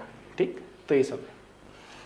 तो ये क्या बोलते हैं, जो इकोनॉमिक एक्टिविटीज़ और इकोनॉमिक डिसीजन है ये डिपेंड करते हैं किस पे, BVCT, मतलब बिहेवियर, वैल्यूज़, कस्टम, ट्रेडिशन, इन सारी चीज़ों पे, वैल्यू, कस्टम, ट्रेडिशन पे इकोनॉमिक डिसीजन मैटर करते हैं। इसलिए हमको एक अलग से सब्जेक्ट स्टडी करना पड़ा। ठीक है, तो ये आपका सारा एग्जाम्पल हो जाता। अब आप जाते कि भाई इकोनॉमिक एंथ्रोपोलॉजी का स्कोप क्या है, तो फटाक से आप स्कोप देख लेते। सिंपल सी बात है सर, इकोनॉमिक है तो हमेशा वो क्या दिखाएगा, प्रोडक्शन कैसा हो रहा है, डिस्ट्रीब्यूशन, कंजम्पशन, 3 पॉइंट तो ऐसे याद हो जाते हैं, PDC याद रखिए। तो किसी भी सोसाइटी में प्रोडक्शन कैसे हो रहा है, वो कौन सा फूड रिसोर्स खा रहे हैं, वो अपनी रिसोर्स एक्यूमुलेट कैसे कर रहे हैं। ठीक, फिर वो लोग अपनी रिसोर्स एक दूसरे को डिस्ट्रीब्यूट कैसे कर रहे हैं, फिर कंजम्पशन पैटर्न क्या है, तुरंत खा ले रहे हैं या फिर स्टोर करके रख रहे हैं। ठीक है, तो ये सारी चीज़ें, तो principle of production, distribution, consumption, फिर रिलेशनशिप कैसी है इकोनॉमिक ऑर्गेनाइजेशन की दूसरे सोशल इंस्टीट्यूशंस के साथ। ठीक, तो ये जो सारी चीज़ें हैं सर, यहाँ से आपका आते जाता स्कोप क्या था हमारा। ठीक है, फिर एक्सचेंज सिस्टम कैसा है, ट्राइबल मार्केट कैसा है, कंटेम्प्रेरी ट्रेंड कैसा है, कि कल्चर कॉन्ट्रैक्ट के कारण क्या चेंजेस आ रहे हैं, मतलब पहले ट्राइब सिंपल सोसाइटी थी, अब मनी इकोनॉमी इंट्रोड्यूस हो रही है, तो अब क्या चेंजेस आ रहे हैं। ठीक, सारा कुछ हमने नोट्स में अपने लिखा हुआ है, लेकिन एक बार आप इसको ऐसे देख लेते कि स्कोप क्या था। फिर स्कोप के बाद आता सर, वो स्कोप को और आगे बढ़ा सकते थे कि हर सोसाइटी, अभी आप इंट्रोडक्शन में लाइन लिख सकते थे या कंक्लूजन में लिख देते कि भाई हर सोसाइटी का एक अलग कल्चर है, इसलिए उसका अलग प्रोडक्शन, डिस्ट्रीब्यूशन, कंजम्पशन पैटर्न होता है, इसलिए अलग प्रिंसिपल और पैटर्न की स्टडी के लिए इकोनॉमिक एंथ्रोपोलॉजी बना। ठीक, तो हम क्या बोल रहे हैं कि हर एक सोसाइटी का अलग है, तो सिंपल सोसाइटी का प्रोडक्शन, डिस्ट्रीब्यूशन और कंजम्पशन पैटर्न अलग है। इस PDC की स्टडी करने के लिए हमको इकोनॉमिक एंथ्रोपोलॉजी चाहिए। क्यों? क्योंकि आप इसको मॉडर्न इकोनॉमी से स्टडी नहीं कर सकते। ठीक, बस वही था। फिर cross culture study, comparative study, तो ये सब आप इसमें लिखते जाते हैं। ठीक, सिंपल सा था कि कैसे उन्हें लाइवलीहुड मिलता है, उनका प्रोडक्शन, डिस्ट्रीब्यूशन, कंजम्पशन पैटर्न कैसा है, DOL मतलब डिवीजन ऑफ लेबर कैसा है, पोजेशंस मतलब कौन सी ऐसी चीज़ है जिसको वो वैल्यू करते हैं। कहीं पे सोने, किसी ट्राइब में सोने का कोई वैल्यू नहीं होगा, कहीं पे सोने की वैल्यू है। जैसे कूलर सिस्टम हमने देखा है, arm band necklace, red shell necklace और वाइट शेल ब्रेसलेट, तो ऐसे ये एकदम कोड़िए के भाव मिलते हैं रेड शेल वगैरह, लेकिन इनकी सेरेमोनियल वैल्यू इतनी ज़्यादा है कि भाई इनको लेके पूरा समुद्र पार करके देने जाते हैं। ठीक, तो वो चीज़ें, ये सब स्कोप हो जाता आपका। ठीक, फिर आप एक और स्कॉलर्स का नाम क्या लिख सकते थे, सालिन का आप हर जगह नाम लिख सकते हैं। इसने 2 चीज़ें बोली थी, 2 चीज़ आप इकोनॉमिक एंथ्रोपोलॉजी के किसी भी आंसर में डाल सकते हैं, चाहे वो रीडिस्ट्रीब्यूशन हो, रेसिप्रोसिटी हो, ये सारे टॉपिक्स में आप डाल सकते हैं। ठीक है, क्या बोल रहा था, पहली चीज़, tribes are not maximizers, they are optimizers. वो मैक्सिमाइजर नहीं है, वो ऑप्टिमाइजर है, मतलब चीज़ों को बड़ा नहीं करना चाहते, वो चीज़ों को एफिशिएंटली यूज़ करना चाहते हैं। फिर वो बोलते हैं क्या, money is to west by kinship is to west. जैसा वेस्ट के लिए मनी इंपॉर्टेंट है, वैसा ट्राइबल सोसाइटी के लिए बस किनशिप, भाई भतीजावाद रिलेशनशिप इंपॉर्टेंट है। ठीक है, फिर आप कंट्रीब्यूशन दे देते भाई किस किसने स्टडी की थी, यहाँ पे आपके स्कॉलर्स के नाम हो जाते हैं। मेलिनोस्की ने टोब्लेंड आइलैंडर्स की स्टडी करके, रेमन फिट ने tribes of New Zealand and Polynesia, क्या नाम था इसका, थिकोपिया की स्टडी। डेल्टर एंड बोहलन ने colonization impact of Africa study किया था। कौन सी tribe, Lele, Bushman and Nandi, L Lele, Bushman and Nandi, ठीक है, डेल्टर एंड बोहलन। फिर मार्शल, शार्लिन, कार्ल पोलैनी, इन सब के नाम आ जाते हैं। तो इन सब का कंट्रीब्यूशन था इकोनॉमिक एंथ्रोपोलॉजी को डेवलप करने में। तो आपको यहाँ से इतने सारे स्कॉलर्स के नाम मिल जाते हैं। फिर रेलिवेंस क्या है भाई इकोनॉमिक एंथ्रोपोलॉजी का, सिंपल है सर, जनरलाइजेशन के बेसिस पे लॉस देगा हमको। Changing money economy, integration with national economy के लिए जरूरी है कि भाई ट्राइबल की इकोनॉमी क्या है, प्लानिंग के लिए, अंडरस्टैंडिंग ट्राइबल सोसाइटी। तो ये सब आप कंट्रीब्यूशन लिख देते हैं इसका, ठीक है। ठीक है, जब नोट्स बनाए ना तो हमको इस दा ये सब नहीं चाहिए, आपको क्या चाहिए, आपको बस कीवर्ड्स चाहिए। आप अगर एग्जाम में सोचे कि पूरा का पूरा याद करके जाएंगे, ऐसा पैराग्राफ का पैराग्राफ पॉसिबल नहीं है, भूल जाएंगे आप, बहुत कुछ ऊपर नीचे होगा। कीवर्ड अप्रोच वहीं पे फॉलो करेंगे, आराम से बनेगा। मतलब जनरलाइजेशन, इकोनॉमिक बिहेवियर, लॉस। तो ये क्या बोल रहा है कि अच्छा कुछ ध्यान था, जनरलाइजेशन, इकोनॉमिक बिहेवियर, लॉस लिखा था, मतलब आप इसको इंग्लिश कैसे भरेंगे इसमें। तो economic anthropology helps in generalization of economic behavior on the basis of which generalized laws can be formed। तो बिहेवियर की स्टडी करके लॉ बना सकते हैं हम। चेंजिंग मनी इकोनॉमी, मतलब कैसे ट्राइबल इकोनॉमी चेंज हो रही है due to introduction of money, ठीक। तो ऐसे सर कीवर्ड अप्रोच को फॉलो करिए, अपने आप बनता जाएगा। दा इज, अभी ये सब इतना नोट्स भरा के और इतना मोटा करके और ये सब फायदा नहीं, ठीक है, एकदम छोटा छोटा लिखिए, होता जाएगा काम। फिर रेलिवेंस हम देख ही लिए। फिर कंक्लूजन वही था सर, इकोनॉमिक बिहेवियर जो वो होलिस्टिक मैनर में स्टडी करने के लिए हमको चाहिए होता है, ठीक है। फिर एक और एग्जांपल दे सकते थे कि जैसे फेलियर ऑफ रिसेटलमेंट, मालेर, पालियर, बिरहो, चेंचू, इनका रिसेटलमेंट हुआ था लेकिन फेल हो गया था। क्यों, क्योंकि ये गवर्नमेंट इनकी इकोनॉमी को समझ नहीं पाई थी। ये लोग क्या करते थे, शिफ्टिंग कल्टीवेशन, इनको ये अच्छा लगता था और यही आता था। गवर्नमेंट ने क्या बोला, नहीं तुम तो प्लग कल्टीवेशन करो, ज़मीन पे आ जाओ, तुमको पैसा दे देते हैं, पक्का हाउस दे देते हैं। तो इनको घर दिया, लेकिन ये लोग 3-4 महीने बाद वापस अपने पहाड़ों पे भाग के शिफ्टिंग कल्टीवेशन करने लगे। प्लग कल्टीवेशन बोला ना, ये नहीं हो पाएगा हमसे। तो ये फेलियर ऑफ रिसेटलमेंट वगैरह, ठीक है। फिर इसमें आपको टाइप्स दे देने थे सारे, डिस्ट्रीब्यूशन पैटर्न के टाइप्स क्या थे। तो आप बस ऐसा एक डायग्राम बनाते, 5 लिखते, reciprocity, redistribution, ceremonial exchange, barter और मार्केट ट्रेड, 5 होते। इकोनॉमिक एक्सचेंज जो है हमारे, मतलब विनिमय जो, तो वो सारे आप लिख देते। तो सबके डायग्राम लिख देते, सर हल्का हल्का सब में बता देते, यहाँ पे स्कोप में और एक्स्ट्रा लिख सकते थे। फिर रेसिप्रोसिटी, बार्टर एंड ट्रेड, ठीक है, इतना आप लिख सकते थे। फिर रेसिप्रोसिटी में डायग्राम अच्छा वाला बना देते। 4 ट्राइब के नाम भी आ गया आपका एग्जाम्पल, असुरा, बिरहोर, महाली और चिरका बदक, ठीक। मुंडा, रॉन, खारिया, ये सारी ट्राइब जो है यहाँ पे मिलते हैं। फिर यहाँ पे काम होता है। तो ये बेसिकली क्या था, जो छोटा नागपुर रीजन है ना, तो छोटा नागपुर रीजन का मार्केट है ये। तो बोला कि मार्केट एरिया और छोटा नागपुर रीजन में ऐसे काम होता है, ठीक। तो बैलेंस रेसिप्रोसिटी कैसे काम कर रही थी। फिर बार्टर एंड ट्रेड, बार्टर मतलब बिना पैसों के जो एक्सचेंज होता, तो आप हल्का सा 2-3 बार्टर का लिखते, बार्टर का एग्जांपल लिखते, डायग्राम बनाते, खत्म हो जाता, ठीक। जैसे टोडा, कोटा, घी, इन सब का एग्जाम्पल है। अभी इसका डायग्राम दिया जाएगा, ये था टोडा, कोटा, कुरुम्बा, बदागा, ठीक। तो बैलेंस रेसिप्रोसिटी होगी, मैं तुमको दे रहा हूँ, तुम मेरे को दे रहे हो, ठीक। फिर आप सर यहाँ पे सारे डायग्राम बना देते, रीडिस्ट्रीब्यूशन का लिखते और ये रीडिस्ट्रीब्यूशन का डायग्राम हो जाता। ये किसका डायग्राम है, रीडिस्ट्रीब्यूशन का, कि प्रोड्यूसर से चीफ पे, फिर चीफ के पास इकट्ठा होकर फिर ये दूसरों को डिस्ट्रीब्यूट कर दे रहा है। तो ये रीडिस्ट्रीब्यूशन का डायग्राम, ठीक है। फिर ये ट्रेड का डायग्राम हो जाता है कि भाई ट्रेड 3 टाइप के होते हैं। ये आपका साइलेंट बार्टर का हो जाता है, राजीव, वेदा, कम्युनिटी, ये सब, ठीक है। उसमें क्लियर नहीं था ये वाला, देख लीजिएगा, ठीक। साइलेंट बार्टर मतलब कि बिना बोले एक दूसरे से एक्सचेंज करना। मतलब ये लोग क्या करेंगे, राजी हैं, लैंडलॉर्ड हैं, तो जो राज्य कम्युनिटी ऑफ उत्तराखंड है ये क्या करेगी, लैंडलॉर्ड के घर जाके वुडन पॉट रख देगी। कौन कौन से, न्यू प्लस ओल्ड, नए और पुराने। लैंडलॉर्ड क्या करेगा, नए वाले पॉट उठा के रख लेगा रात में, और अगले दिन ओल्ड वाले में चावल, राइस और सॉल्ट भर के रख देगा। वो लोग रात में आएंगे और ये पुराने वाले उठा के ले जाएंगे वापस, ठीक है। मतलब बिना बोले ट्रेड हो गया, तो साइलेंट बार्टर। ऐसी वेदा करते हैं, ऐसी चकचिया और साइबेरिया और अलास्कन इन लोगों के बीच, ठीक है। तो ये सारी आपकी क्या हो जाती है सर, केस स्टडी हो जाती है, एग्जाम्पल हो जाता है हर एक के बीच में, ठीक। तो ऐसे आपको ये वाला पूरा क्वेश्चन अप्रोच करना था, तो इसमें हमारा पूरा आराम से हो जाता। इकोनॉमिक एंथ्रोपोलॉजी क्या है, वो पूरा खत्म हो जाता, ठीक है। Different types of exchange system, ये सब खत्म हो जाता पूरा, डायग्राम वगैरह, ट्राइब, केस स्टडी सबके साथ, ठीक। फिर हमारा क्या आता है कि सर पॉलिटिकल एंथ्रोपोलॉजी क्या है, how law and justice are administered in simple society, ठीक है। फिर ये वाली बात आती है। तो नीड ऑफ द क्वेश्चन और कीवर्ड्स, तो नीड सबसे पहले क्या है सर कि पॉलिटिकल एंथ्रोपोलॉजी क्या है, पहले आप वो एक्सप्लेन करते हैं अच्छे से। फिर आपको क्या एक्सप्लेन करना था कि हाँ भाई लॉ एंड जस्टिस कैसे एडमिनिस्टर होता है सिंपल सोसाइटी में, ठीक। तो पॉलिटिकल एंथ्रोपोलॉजी, उसका इंट्रोडक्शन, मीनिंग, डायग्राम, किसने इंट्रोड्यूस किया था सर, इवन प्रिस्चार्ड ने, स्कॉलर्स नेम हमेशा जरूरी है सर। फिर स्कोप क्या है, फिर टाइप्स क्या है, ये सब, ठीक।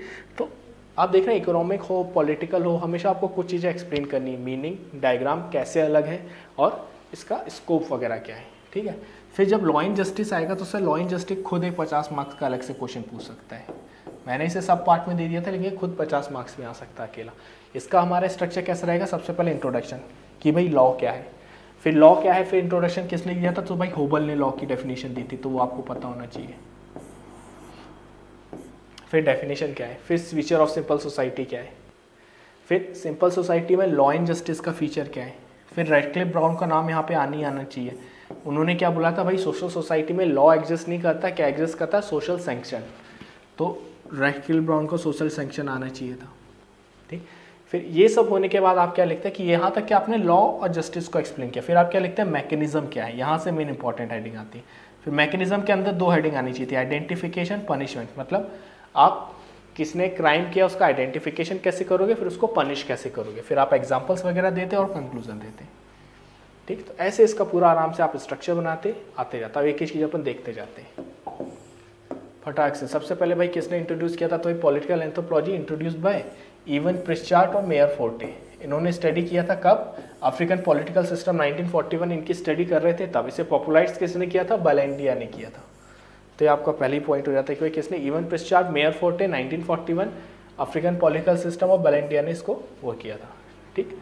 फिर डिफरेंट सब्जेक्ट क्यों है, क्योंकि भाई पॉलिटिकल साइंस जो स्टडी करता है वो सिर्फ स्टेट सोसाइटीज़ की स्टडी करता है, मतलब स्टेट, क्यों, क्योंकि पॉलिटी की वो स्टडी करता है स्टेट जिसकी फिक्स बाउंड्री है, जहाँ पे एक फिक्स पॉलिटिकल लीडरशिप है। लेकिन सिंपल सोसाइटी का क्या, जिसकी कोई टेरिटरी नहीं है, उसके लिए हमको क्या चाहिए पड़ा, पॉलिटिकल एंथ्रोपोलॉजी, ठीक। तो ये सब आपका यहाँ से हो जाता। फिर आप लिख देते कि भाई स्कोप क्या है इसका, तो वही सर क्रॉस कल्चरल स्टडी है, कंपैरेटिव स्टडी है स्टेट और स्टेटलेस की, ये स्टेटलेस सिस्टम पे फोकस करती है। फिर आप ये DRDO यूज़ कर सकते थे, सिंपल मतलब एक्रोनिम है याद करने के लिए आराम से, कि भाई कैसे डिसीजन लिया जाता है, डिसीजन इज टेकन। R कैसे रिलेशनशिप मेंटेन होती है इंडिविजुअल और ग्रुप के बीच में। O हु ओबे हुम, और D डिस्प्यूट्स कैसे रिजॉल्व होते हैं। तो डिसीजन, डिस्प्यूट्स, रिलेशनशिप कैसे मेंटेन होती है और कौन किसे ओबे करता, मतलब कौन किसके आगे का पालन करता। तो ये सब आप स्कोप लिख देते हैं, ठीक है। फिर स्कोप के बाद आपका जाता भाई अप्रोचेस क्या है, तो इसमें क्या क्या अप्रोचेस हैं पॉलिटिकल एंथ्रोपोलॉजी, तो cross cultural approach, comparative approach, conceptual tool, interrogative approach, deductive approach, ठीक है। सारी आप ऐसे करके अप्रोचेस लिख देते, या तो ऐसे लिख देते अप्रोच करके ऐसे डायग्राम बना देते, हल्का सा सन रे डायग्राम, ठीक है, ऐसा बना सकते। तो 1-2 डायग्राम भी बीच में आते जाते, ठीक। फिर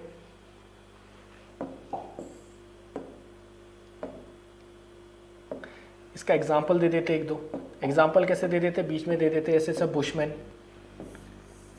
तो बुशमैन में क्या होता है कि कोई एक बंदा नहीं जो डिसीजन लेता है, जनरली जैसे हमारे यहाँ क्या, हमारे CM है, PM है, तो मतलब एक ऑफिशियल अथॉरिटी है, सेंट्रल प्लेस पे एक अथॉरिटी ऊपर जो कि डिसीजन लेगी। लेकिन यहाँ पे कुछ ऐसा नहीं था। यहाँ पे क्या, जैसे बुशमैन है तो ये लोग रात में आग लगा के जो बैठते ना, वहाँ पे सब लोग मिलकर डिसीजन लेते हैं, हाँ भाई कल हंटिंग पे कौन जाएगा, कितने बजे निकलना है, ये सब चीज़ें। तो bushman hunting decision night at fire place, ठीक। फिर ये सब हो जाता। फिर आप लिख देते भाई पॉलिटिकल सिस्टम के टाइप्स क्या हैं, तो एक ऐसा फ्लो चार्ट टाइप का बना सकते थे। पॉलिटिकल सिस्टम अथॉरिटी और स्टेट 2 के बेसिस पे होता है। अथॉरिटी के बेसिस पे यूनिसेंट्रिक, मल्टीसेंट्रिक और सेंट्रलाइज। स्टेट के बेसिस पे 2 स्टेटलेस और स्टेट अथॉरिटी, ठीक। तो ये आराम से आप ये डायग्राम बना सकते थे। फिर यहाँ से आपका सेकंड पार्ट ऑफ क्वेश्चन चालू होता है कि भाई law and justice in simple society, ठीक है। फिर वही था पॉलिटिकल एंथ्रोपोलॉजी में भी सर ये वाला आप डायग्राम बना सकते थे कि सोशियो कल्चरल मैट्रिक्स है, उसके अंदर पॉलिटिकल एक्सपेक्ट, तो political expect lie with in socio cultural matrix of society, ठीक है, तो पॉलिटिकल एंथ्रोपोलॉजी इसी के स्टडी करता है। ठीक, फिर हमारा क्या आएगा कि लॉ एंड जस्टिस क्या सिंपल सोसाइटी में। तो सबसे पहली बात कि सर लॉ क्या है, जस्टिस क्या है सिंपल सोसाइटी में। तो हमारे यहाँ तो कोर्ट वगैरह है, वहाँ पे कोर्ट वगैरह नहीं है, तो उसी की आपको एक्सप्लेन करना था कि सिंपल सोसाइटी में कस्टमरी लॉ एग्जिस्ट करता है, ठीक, सोशल ऑर्डर एंड कंट्रोल के लिए। मॉडर्न सोसाइटी से अलग है क्योंकि इनकी डिफरेंट सोशियो इकोनॉमिक कंडीशन है। ठीक, ऐसा आप कुछ इंट्रो देते और आप क्या लिख सकते थे, 2 मिनट, आप ये लिख सकते थे, इसकी आप सीधे होबेल से इसकी स्टार्टिंग कर सकते थे। ठीक, कि लॉ क्या होता है, तो भाई होबेल HOEBEL, होबेल ने कैसे डिफाइन किया था कि law is an institution that takes care of deviance from accepted norms and set code for applying sanctions. ठीक, तो लॉ क्या है सर, लॉ वो नॉर्म डिफाइन करता है कि भाई जो आपने अगर डेविएंस किया, मतलब कि डिफाइंड है भाई सबको ऐसे चलना है, अगर आपने उल्टे साइड चले तो आपको पनिशमेंट रहेगा। तो डेविएंस को आइडेंटिफाई करना और फिर उसको पनिश करना। ठीक, तो वो चीज़ क्या थी, लॉ थी। तो लॉ इज एन एजेंसी जो कि सोशल ऑर्डर को मेंटेन करता है। तो ये सब कैसे बोला था, होबेल ने बोला था। फिर आप लॉ एंड जस्टिस को डिफाइन करते कि सिंपल सोसाइटी में क्या है। ठीक, फिर आप फीचर्स ऑफ सिंपल सोसाइटी बता देते कि सिंपल सोसाइटी मतलब ट्राइबल सोसाइटी सब अलग क्यों है, क्यों अलग है भाई, प्री लिटरेट है, ठीक है, प्री इंडस्ट्रियलाइज सोसाइटी है, ठीक, किंगशिप ऑर्गेनाइजेशन बहुत स्ट्रॉन्ग है, प्रिमिटिव एग्रीकल्चर है, सिंपल टूल एंड टेक्नोलॉजी है, सब्सिस्टेंस इकोनॉमी है, होमोजीनियस स्ट्रक्चर है, सुपर नेचुरलिज्म में बिलीव करते हैं ये लोग, नॉन फॉर्मल पॉलिटिकल ऑर्गेनाइजेशन है। ठीक है, ये सब। फिर उसके बाद आप आते हैं कि सिंपल सोसाइटी में लॉ एंड जस्टिस कैसा है। तो आप क्या बोलते हैं भाई, सिंपल सोसाइटी में लॉ बुक एग्जिस्ट नहीं करती, मतलब जैसे हमारे कॉन्स्टिट्यूशन, CRPC, IPC ये सब है, सिंपल सोसाइटी, ट्राइबल सोसाइटी में ये सब एग्जिस्ट नहीं करता, लेकिन फंक्शन ऑफ लॉ एग्जिस्ट करता है। ये बहुत इंपॉर्टेंट है सर, बुक एग्जिस्ट नहीं करती law book, but function of law exist करता है। फिर आप ऐसे लिखते, फिर आप थोड़ा सा बताते कि भाई मॉडर्न सोसाइटी में क्या है, लॉ, रूल, कोड है, लेकिन सिंपल सोसाइटी में डोंट नहीं है। ठीक, तो फंक्शन ऑफ लॉ एग्जिस्ट क्यों, क्योंकि सोशल ऑर्डर और सोशल रिलेशन को मेंटेन करना है, इसलिए क्या एग्जिस्ट करता है, सोशल सैंक्शन। फिर यहाँ पे आप किसको बोल देते, रैडक्लिफ ब्राउन को। तो रैडक्लिफ ब्राउन ने क्या बोला था, रैडक्लिफ ब्राउन ने ये बात बोली थी कि sir function of law exist in social society to maintain social order and social relation by a social sanction. तो वो बोलता है लॉ एंड जस्टिस जो सिंपल सोसाइटी में सोशल सैंक्शन के बेसिस पे होता है। ठीक, तो आप आराम से रैडक्लिफ ब्राउन का नाम मेंशन करते, फिर आप सोशल सैंक्शन का मेंशन करते, एक छोटा सा ऐसा डायग्राम बना देते। सोशल सैंक्शन 2 टाइप के होते हैं, positive social sanction, negative social sanction. Positive मतलब वो जो कि चीज़ों को अप्रूव करें, ठीक है, जैसे reward, award, clapping, positive. Negative जैसे डिसअप्रूवल, अब्यूज, मॉकरी, पनिशमेंट, ये सब नेगेटिव सोशल वो हो गए। ठीक, फिर आप क्या बोल देते कि feature of law and justice क्या है, अगली सब हेडिंग आपकी फीचर पे आ जाती। तो फीचर मतलब भाई ओरल है, कोडिफाइड नहीं है, कस्टमरी है, ये सारी चीज़ फीचर में आ जाएंगी। ठीक है, तो क्लैन हैंडलर्स का इंपॉर्टेंट रोल होता है, जज वज का कोई मतलब ही नहीं है, बुजुर्ग डिसाइड करेंगे, किंगशिप बॉन्ड के बेसिस पे है। ठीक, ये सब। फिर सर इसके बाद आप आ जाते कि इसका ये सब क्या मैकेनिज्म क्या है लॉ एंड जस्टिस का। ठीक है, तो मैकेनिज्म इंपॉर्टेंट है। 2 चीज़ें होती है सर, पहले तो आपको आइडेंटिफाई करना है किसने क्राइम किया, और फिर दूसरा आपको क्या देना, पनिशमेंट देना। तो मैकेनिज्म में 2 सब हेडिंग आपकी आएंगी, आइडेंटिफाई और पनिशमेंट। आइडेंटिफाई कैसे करोगे कि किसने रॉन्ग कंडक्ट किया, तो आप एविडेंस वगैरह नहीं होता, एविडेंस तो हमारी सोसाइटी में होता है, लेकिन ट्राइबल सोसाइटी वगैरह में क्या रहेगा, ऑर्डील, ओरेकल, ओथ। मालेर है, ये आपकी केस स्टडी भी आ जाएगी सर। तो मालेर में क्या होता है, रेड हॉट एक्स है, वो उसको बोलेंगे भाई आपको 3 टाइप आ रही है, जो रेड हॉट एक्स है, गर्म एक्स है, उसको 3 बार लिख करना है। अगर आपके वो जख्म नहीं हुआ मतलब कि आपको भगवान बचा रहा, मतलब आप सही बोल रहे हैं। ठीक, ओरेकल मतलब वही भगवान के नाम, मतलब in the name of the God. Oath, secret sword या भगवान के नाम पे ओथ लेते हैं, ये क्या बोलते हैं, I will die if I like, कि अगर मैं झूठ बोलूँगा तो मैं मर जाऊँगा अपनी सेक्रेट ऑब्जेक्ट को छू के। तो ऐसा करके आइडेंटिफाई करते हैं कि हाँ भाई कौन ने क्राइम किया है, किसने क्राइम नहीं किया। मतलब यहाँ इन्वेस्टिगेशन नहीं होती, यहाँ कोई सबूत नहीं ढूंढता, सब कुछ 3 चीज़ें, ओथ, ओरेकल, ऑर्डील। ठीक, फिर पनिशमेंट कैसा रहेगा, और आप मालेर का एग्जाम्पल दे सकते थे। फिर पनिशमेंट की बात आ जाती, पनिशमेंट कैसा, तो भाई पनिशमेंट मतलब यहाँ जेल वेल नहीं होती, यहाँ पे क्या होता है, सोशल सैंक्शंस लग जाते हैं। मतलब क्या बोल देंगे, पब्लिक ओपिनियन, मॉकरी, सब लोग मिलकर आपको मजाक उड़ा देंगे। क्या बोल देंगे, आपको विचक्राफ्ट या सॉसरर डिक्लेयर कर देंगे, तो लोग आपसे रिलेशन ही नहीं रखेंगे। सोशल बाइकआउट सबसे इंपॉर्टेंट है, सोशल बाइकआउट एंड आइसोलेशन। नहीं बोलते कि हफ्ता पानी बंद कर दिया, दुकान वाले खाना नहीं देंगे, लोग आपसे बात नहीं करेंगे, कोई आपके घर नहीं आएगा, आपको फंक्शन में नहीं बुलाएंगे, ये सब। ठीक। फियर ऑफ सुपर नेचुरल है। रिवेंज होता है टिट फॉर टैट, फाइन भरना पड़ेगा कि अच्छा तुमने ये किया तो भाई अब तुम्हारी सजा है कि तुमको सबको खाना खिलाना पड़ेगा, तो कम्युनल फीस्ट। तो ये सजा किस ट्राइब में होती है, तो ट्राइब्स का एग्जाम्पल भी हो गया, केस स्टडी का भी काम करेगा, एग्जाम्पल का भी काम करेगा। तो देखें आपके आंसर में स्कॉलर्स के नाम भी आ गए और आपके आंसर में ट्राइब्स के नाम भी आ गए। जैसे विस्क्राफ्ट एंड सॉर्सरी किसने स्टडी किया था, रेमंड फिर्थ, रेमंड FIRTH फिर्थ। कहाँ स्टडी किया था, टिकोपिया में। टेव ऑफ नाइजीरिया में इसकी स्टडी हुई थी। ठीक, तो ये सब चीज़ें। ठीक, फिर आप इसमें कंक्लूजन लिख देते कि भाई इसका मेन एम जो है law and justice in simple society, इसको सजा देना नहीं, लेकिन क्या मेंटेन करना है, सोशल पीस मेंटेन करना और सोशल रिलेशन मेंटेन करना है। ठीक, फिर इसके बाद सर आपका आ जाता कल्चर एंड सिविलाइजेशन। ठीक है, नेक्स्ट जो हमारा था कल्चर, और फिर है कि differentiate between any two of the following.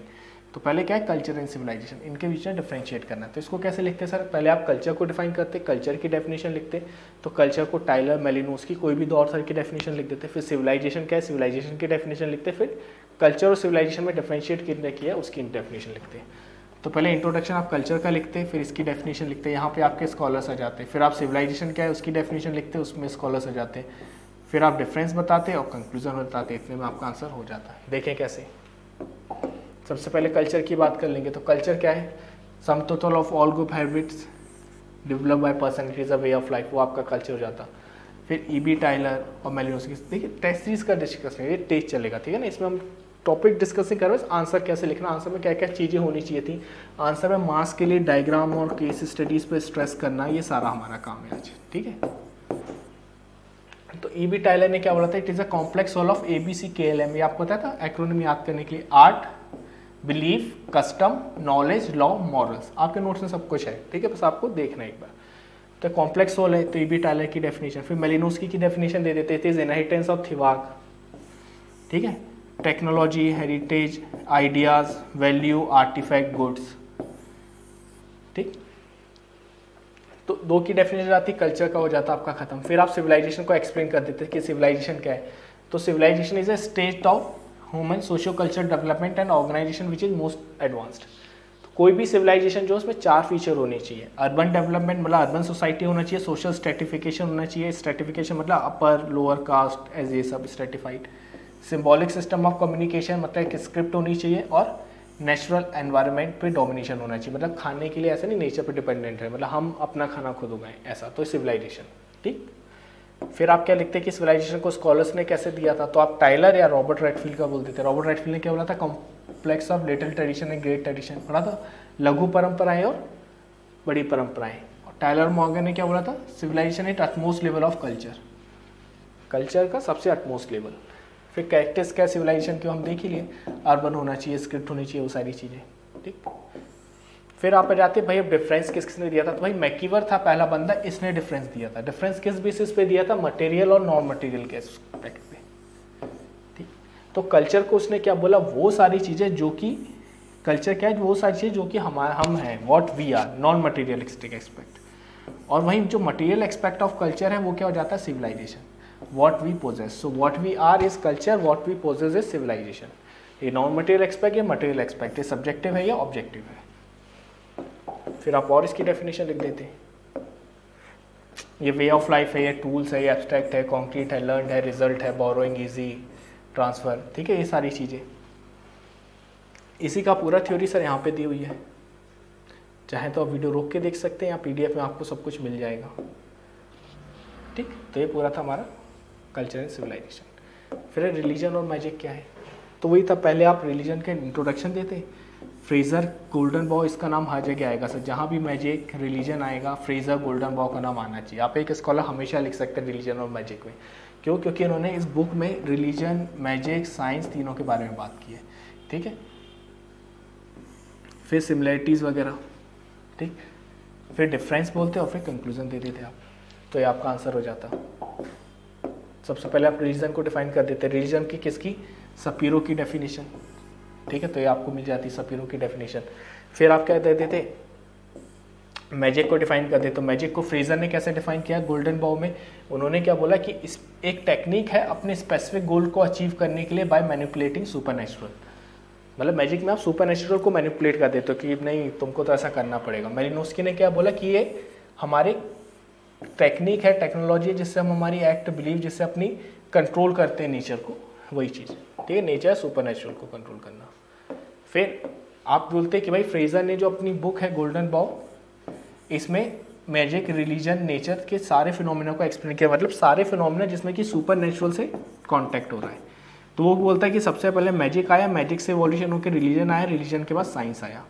तो आप ये ऐसा एक डायग्राम बना सकते हैं, ऐसा बनाइएगा, मैजिक, मैजिक से इवॉल्व होकर क्या आया रिलीजन, रिलीजन से इवॉल्व होकर क्या आ गया साइंस। ये किसने बोला था? फ्रेजर का इवोल्यूशन का कंसेप्ट था। ठीक है, ये क्या टूल्स ऑफ अडाप्टेशन है, ये सब आप लिख देते। फिर आप सारा एक्सप्लेन कर देते। सिमिलरिटीज़ क्या है? तो सर ये सारी सिमिलरिटीज़ हैं, दोनों का कंसेप्ट सेम है, ट्रेडिशन दोनों की सेम है, दोनों के लिए एक डेफिनेट प्लेस है, फंक्शनरीज दोनों के लिए एकदम अलग अलग होते हैं। तो ये सारी चीज़ें, टेक्निक दोनों की एकदम डिस्टिंग्विश है। तो ये सिमिलरिटीज़ हैं इसमें, दोनों सुपर नेचुरल से डील करते हैं। कई जगह सेम पर्सन रिलीजन और मैजिक करते हैं, जैसे टोबलैंड आइलैंडर्स में। ठीक, ये सब फिर आप डिफरेंस दे देते हैं, तो ये सारे डिफरेंस आ जाते हैं आपके। ठीक है, आराम से वीडियो देख के रोक के लिख सकते हैं, या फिर आपको PDF में सारी चीज़ें मिल ही जाएंगी। ठीक, और बेसिस पे आप डिफरेंस दे सकते थे। नोशन ऑफ गॉड क्या है, प्रैक्टिशनर एटीट्यूड क्या है। ठीक है, मतलब रिलीजन में हम क्या है, गॉड को बहुत पावरफुल मानते हैं, लेकिन मैजिक में हायरार्की ऑफ स्पिरिट मानते हैं। Practitioner attitude towards God, religion में वो क्या बोलता है, गॉड के आगे हाथ जोड़ता है। मैजिक में क्या बोलता है, गॉड को कंपेल करता नहीं तुमको ऐसा करना है। प्रैक्टिशनर फॉलोअर में ही रिलेशनशिप क्या है। ठीक है, कंडीशंस ऑफ प्रैक्टिशनर क्या है। तो ये सारी चीज़ें आप लिख देते हैं इसमें। तो यहाँ से आपका रिलीजन में मैजिक खत्म होता। फिर आपकी बात आती है इसकी सर बैंड एंड ट्राइब। पहले आप बैंड को एक्सप्लेन करते हैं, एग्जांपल देते, अथॉरिटी, कैरेक्टरिस्टिक, फिर आप ट्राइब का पूरा एक्सप्लेन करते हैं। ठीक, तो बैंड क्या है, सिंपल है सर,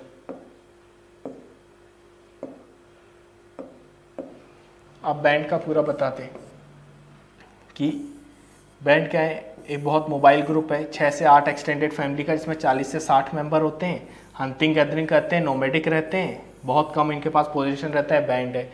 ये लोग हार्श एनवायरनमेंट में रहते हैं, इसलिए इनका साइज स्मॉल रहता है। सब्सिस्टेंस लेवल ऑफ इकोनॉमी होती है, मतलब जितना खाना है उतना ही बस पैदा करते हैं, इससे ज़्यादा नहीं।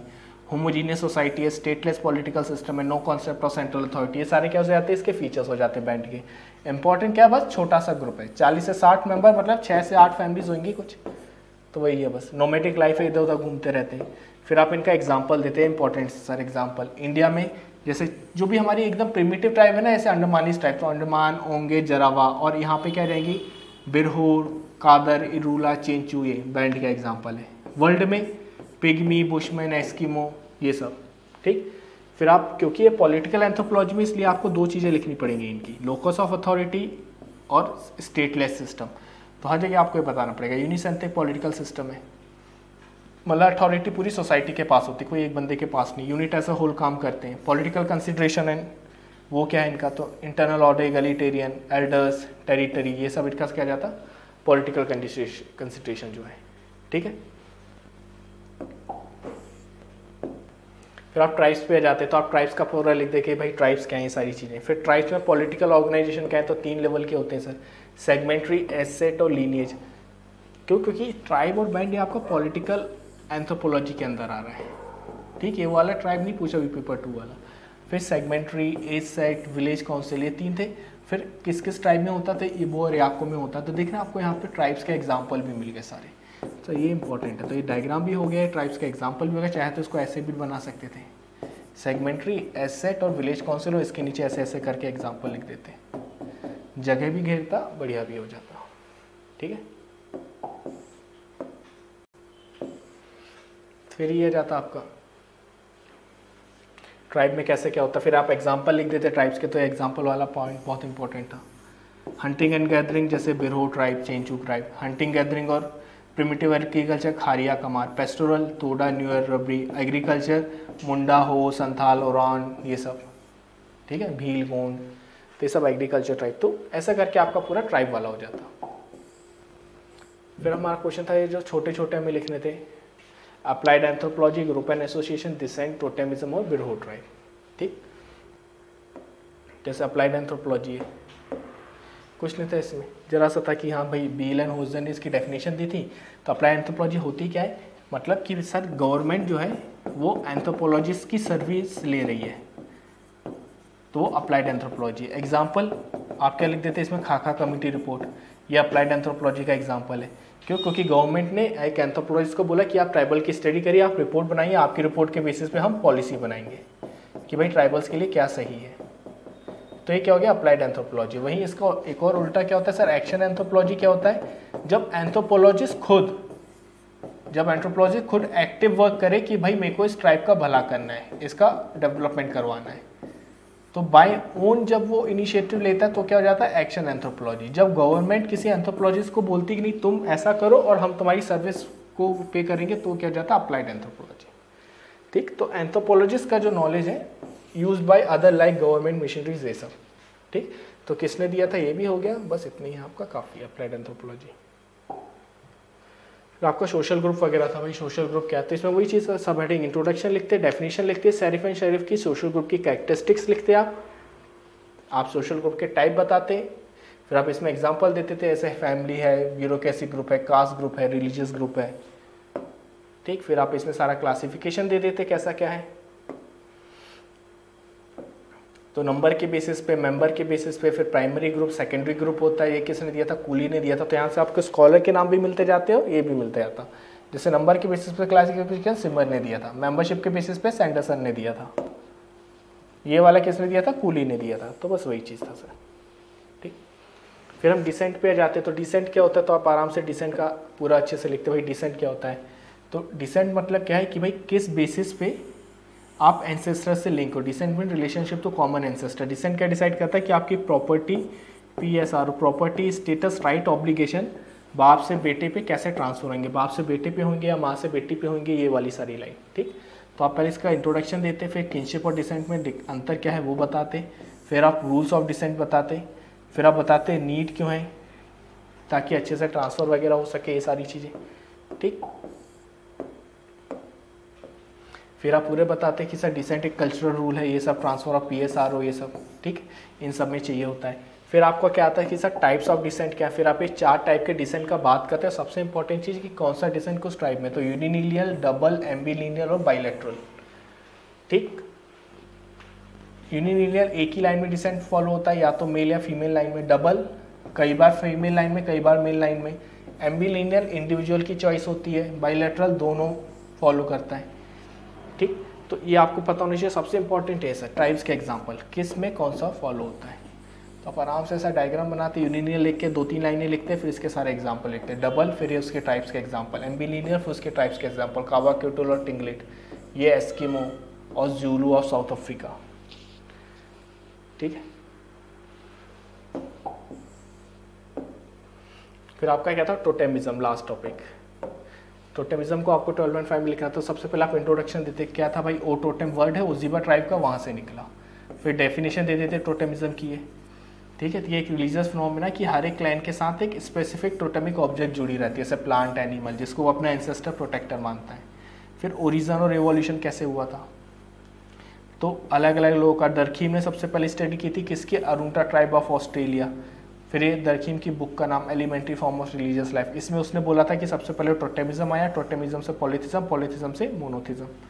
ये क्यों जरूरी है, क्लैन सॉलिडेरिटी और सोशल सर्वाइवल के लिए। तो यहाँ पे स्कॉलर का नाम आ गया, ट्राइब का नाम आ गया, पूरी केस स्टडी बन गई सर। ठीक, फिर अलग अलग स्कॉलर ने अलग अलग चीज़ें बोली थी। फ्रेजर ने क्या बोला, कोऑपरेटिव डिवीजन ऑफ लेबर के लिए जरूरी है। दरखीम ने क्या बोला, क्लैन सॉलिडेरिटी के लिए।